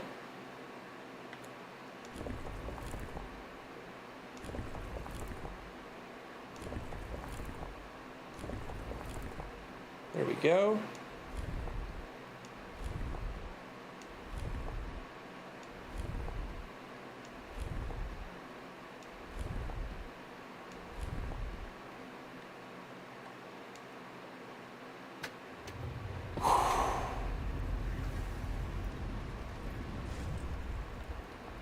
I knew this one.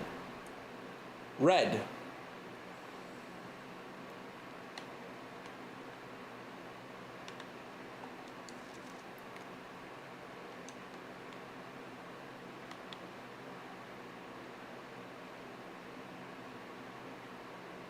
In fog we are lost, on fire we are found. The grand realm of Fenris.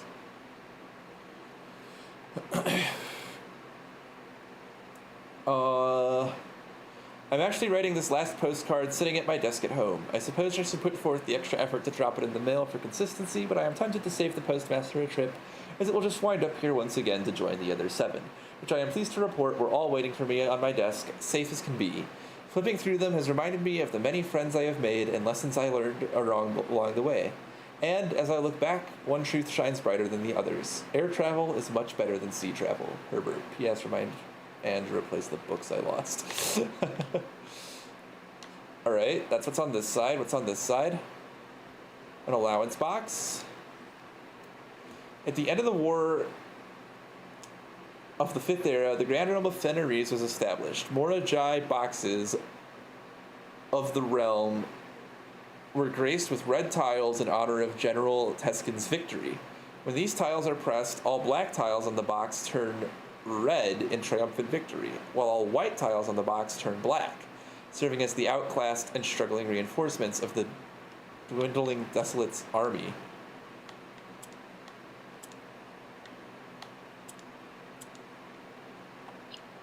Okay, so red is correct.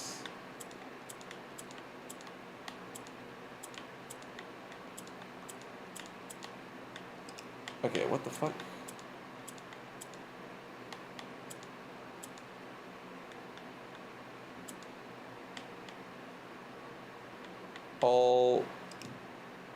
Hold on. What is the rules? White tiles turn black, black turn red. Red doesn't change ever. So if I can get... Hold on.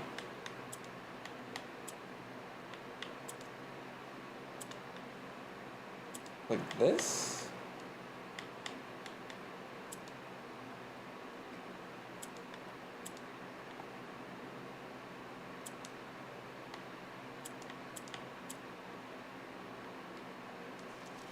When these tiles are pressed, all black tiles on the box turn red, while all white tiles on the box turn black, serving as the outclassed. What the fuck? The white tiles don't turn black. Confirmed false.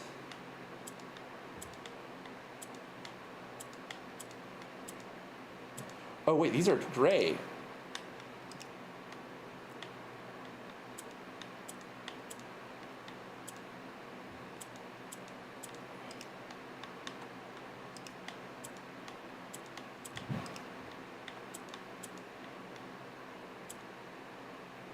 I need another tile to turn white now.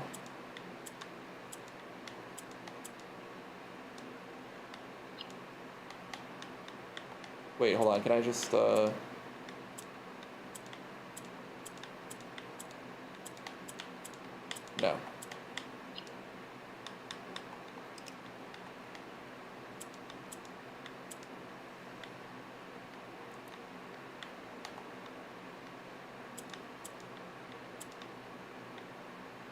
Okay, clicking the white tile makes it gray, which is bad.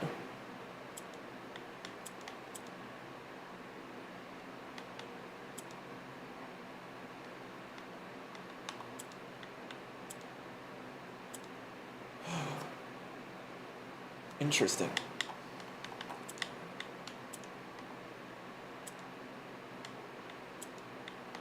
Put the white tile here, if I can. Yeah, and then...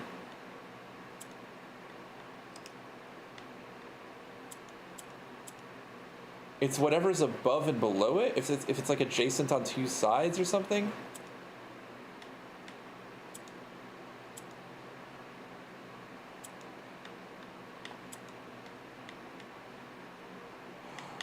I can make another green tile in this manner then. Oops.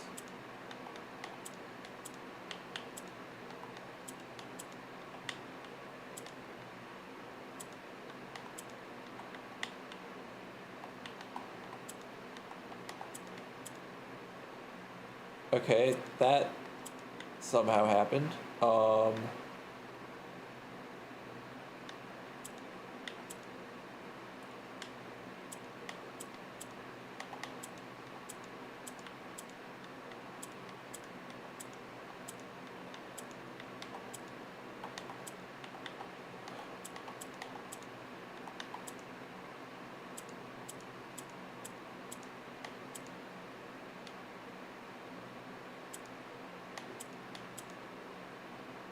Interesting.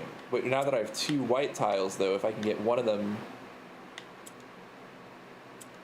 There, that's 3 white tiles.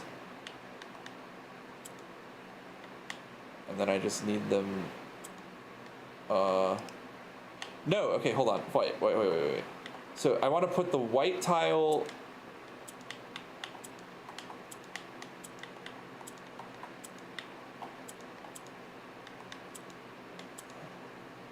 like that. Then I put it down here, and that does that.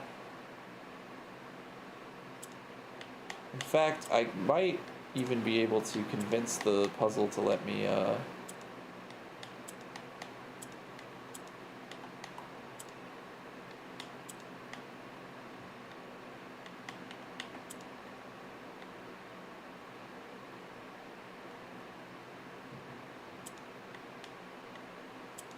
Okay. Probably should have had the,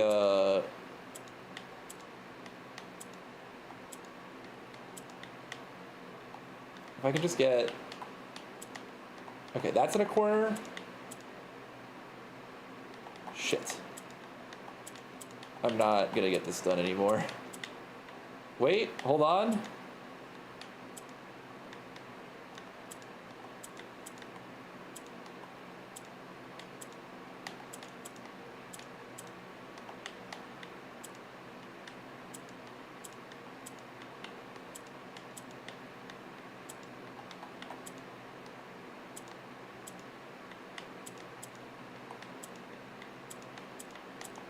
I think I have to reset. Okay, so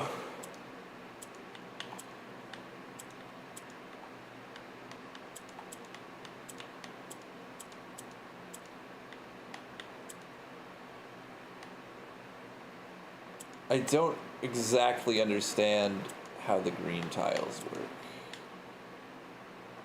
It seems when I click a black tile, it like switches with a green tile.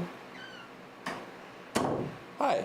Hey, Devin, you refilled the cat fountain. I did. It was making a weird sound, and I noticed it was empty, so Oh, that's nice. Thank you. put a pitcher of water in there. I want to play the piano. Yeah? Mm-hmm. There's a pair of headphones in there. You may do as you please. Okay, hopefully I figure this out without help. What happened to the speaker? Okay, Devin, if I'm trying to do this by myself, we're off to a bad start. I literally can't find the speaker. Although the speaker's missing, that's why you can't find it. What do I plug the headphones into then? Oh, the bottom of the piano. Oh. Yes. Okay.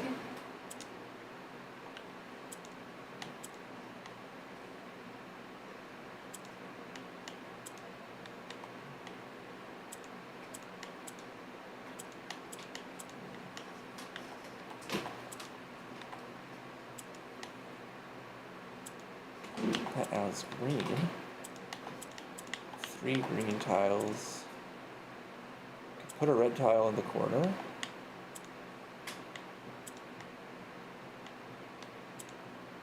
the red in the corner. No!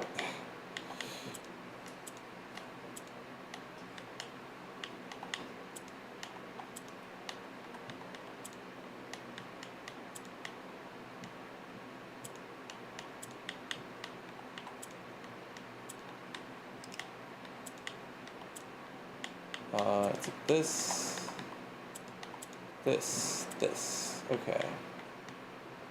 This, if I click this, it becomes green? No. If I click this, it becomes green.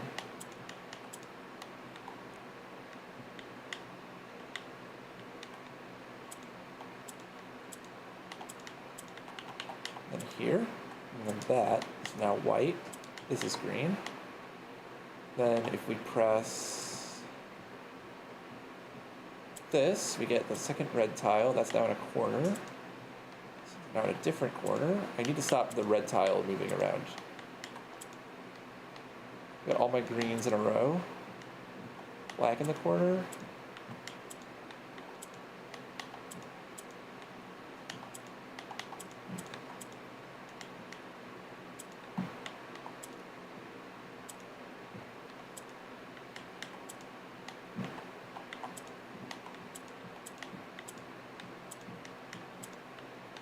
It's like I'm like pulling them around or something.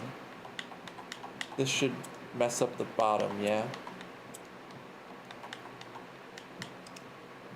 Shit. This is so confusing. Oh. Hey, Minnow. Yeah, I have no idea what I'm doing.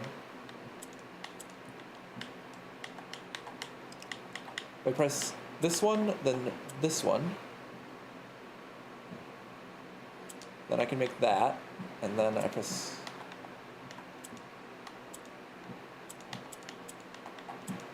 that, and then I can make that.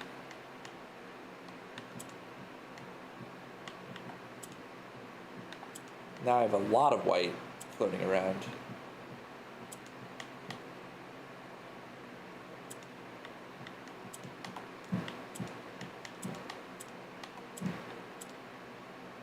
Oh no.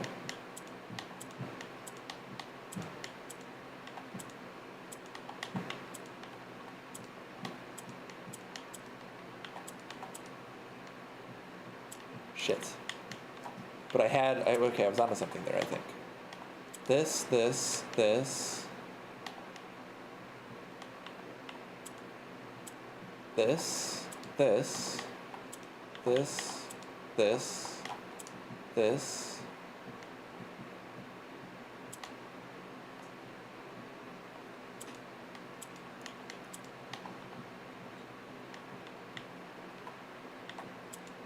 Okay, now these are all black tiles, which are easier to work with because they don't...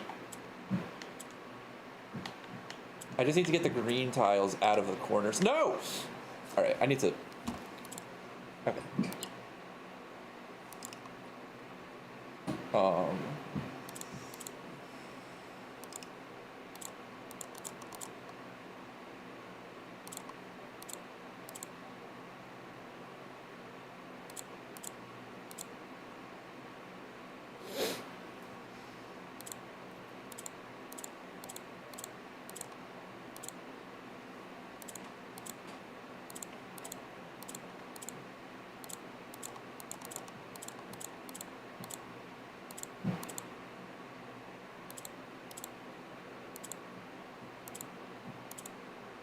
I have no idea how I would ever get the green tiles out of the corners. Okay, I've done one.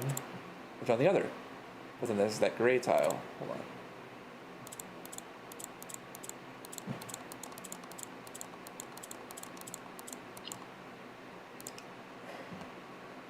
This is so hard.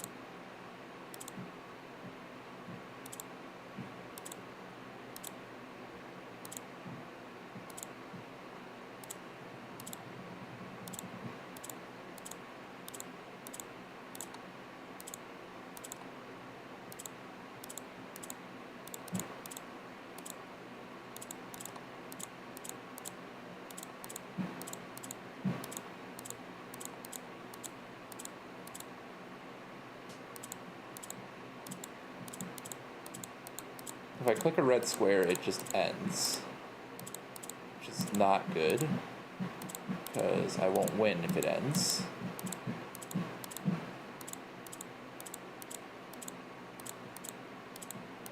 Is there any color other than white I should be making the other square? Green is certainly not the answer.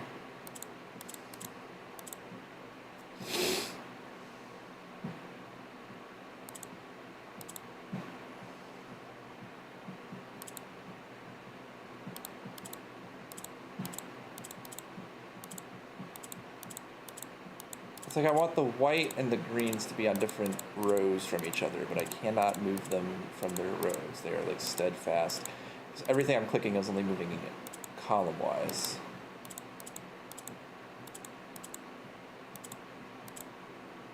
Well, now that just moved row-wise.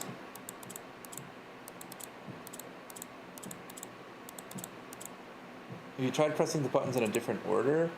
I'm not entirely sure what the rules are. So what I know is that if I click, a white piece turns gray, but it turns any gray pieces adjacent to it white. Clicking a black piece appears to just rotate the row it's in by 1.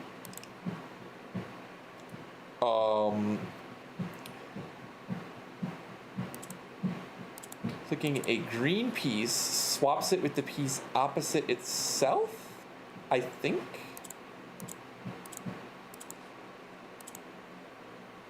But the rules for that are not entirely clear. So like this piece is linked to this spot.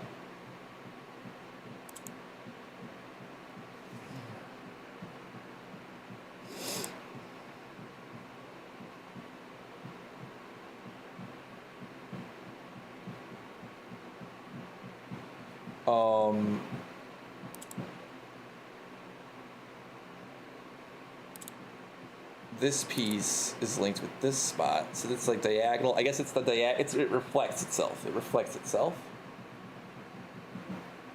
Yeah, including diagonals. No, talk about this. I need to know this shit. I can't figure this out. I'm too stupid. So then this piece can now be made, and then the orange piece adopts the color of the two pieces adjacent to itself. And then the red one turns all the white pieces into black pieces and all of the black pieces into red pieces. And there's no way to really get a green piece in the middle row. So that means this gray piece needs to be in the middle row, which means I think that might be the solution. And then I hit red, so I've got a lot more versatility here. And then I hit red again. Okay. Actually, explaining the rules to you, you were like my rubber duck, Liam. It helped immensely. Permanent allowance token. Thank fuck. Okay, I can finally end this day. There's still more things I have to do before I can end the day. I need to... Okay, I did check the key to the vault. Unfortunately, I can't use the battery today. It's a shame. I'll have to find a different one. Battery is not as rare as vault key, though, so that's going to be super important. Let's go ahead back to... I think that all that's left to do after having found this sanctum key and done all this, looking at the items in my inventory, I've used most of them, I've frozen my assets, I have a shovel, metal detector, magnifying glass, which I really wish I could craft together, but there's nowhere else to craft a room. So we're just gonna go ahead and hit the... Okay, no, Liam, you should totally watch the VODs of this or play the game yourself, because I'm gonna be so real. This is such a cool game. Look what I found today. And this took some extra steps to unlock. But if you go in here and you have this open, there's this. There's this. Look at this. Liam, this was my mind was blown like 7 times this stream in a game that I thought was out of major mind blows. I cannot stress enough. And what's that all the way down there? You see that? What is that? That's the floor below me. So I've been spinning this room forever, but I didn't realize there was crap up here. And now I've been to both of those spaces, and look what I found. Look what I fucking found, Liam. Look at this. Look at this. This is my fucking psychotic person corkboard. There's this. I've never seen this before. This is just sitting there. This is just sitting there out in the cave.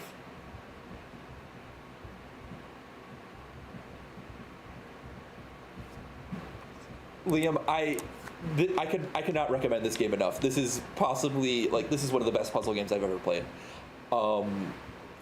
It is beautiful. I would recommend the fuck out of this game. There's like mysteries around every corner.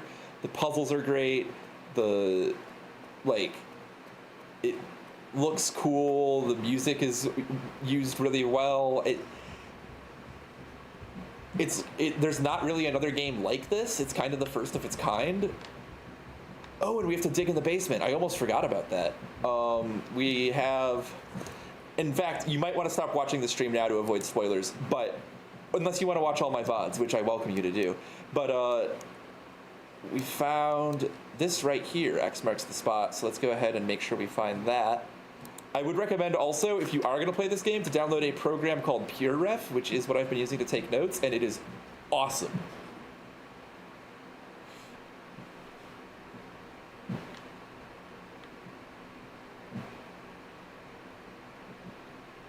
I believe that indicates here. I have shovel, right? Yeah. Thanks, Liam. See ya. Thanks for dropping in.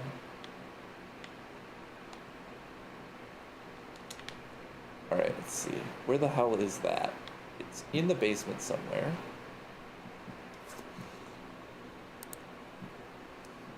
Okay, so there's like the main basement, then you see the 4 pillars that lead to this like super extendo basement that leads to the minecart rail.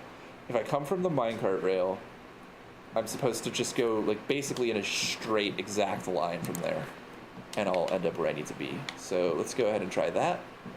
So there's the minecart rail. Face this way, go in a straight line. Should be like here. This is it. Lost and found. 2 rare items. Whenever you enter this room, you will lose a random item, but gain 2 rare items. Interesting. Yeah, I'll take it. That seems like a good deal. Exchange an item for 2 items. It's like a better version of the trading post if you think about it.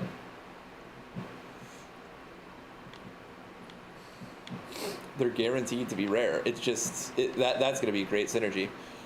Although I do have to be very careful when drafting it, because if I have like a coat check or something, like an item that I'm really banking on being able to use. All right.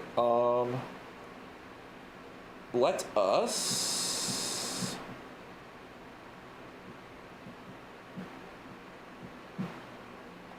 We have 22 steps left.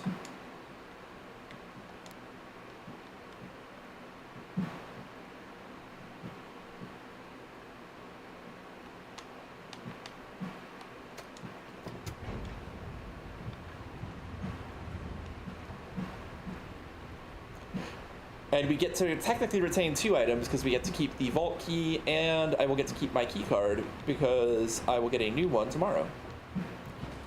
So we just need to step into observatory, bedroom, corridor, commissary, morning room, nook, great hall. Oh, and there's a dick spot here.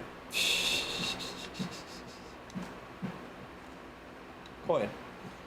I'm awakened by the sound of a throbbing groan. Okay, observatory. Bedroom, hallway, commissary, morning room, nook, great hall, break room. Call it a day. Call it. Wow, what a day. Holy shit.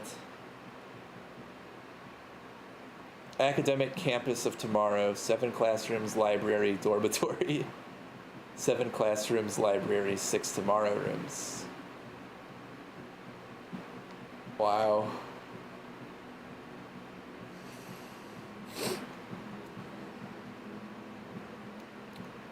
That freezer was a huge play as well.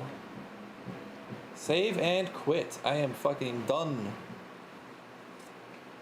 Day 60 was fucking massive, dude. That was incredible.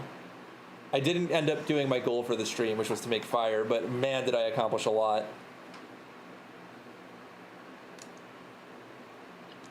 and I had a good time doing it. Wow. Wow. Just wow. Whew. Exciting stuff. All right, I will see you guys in the next one.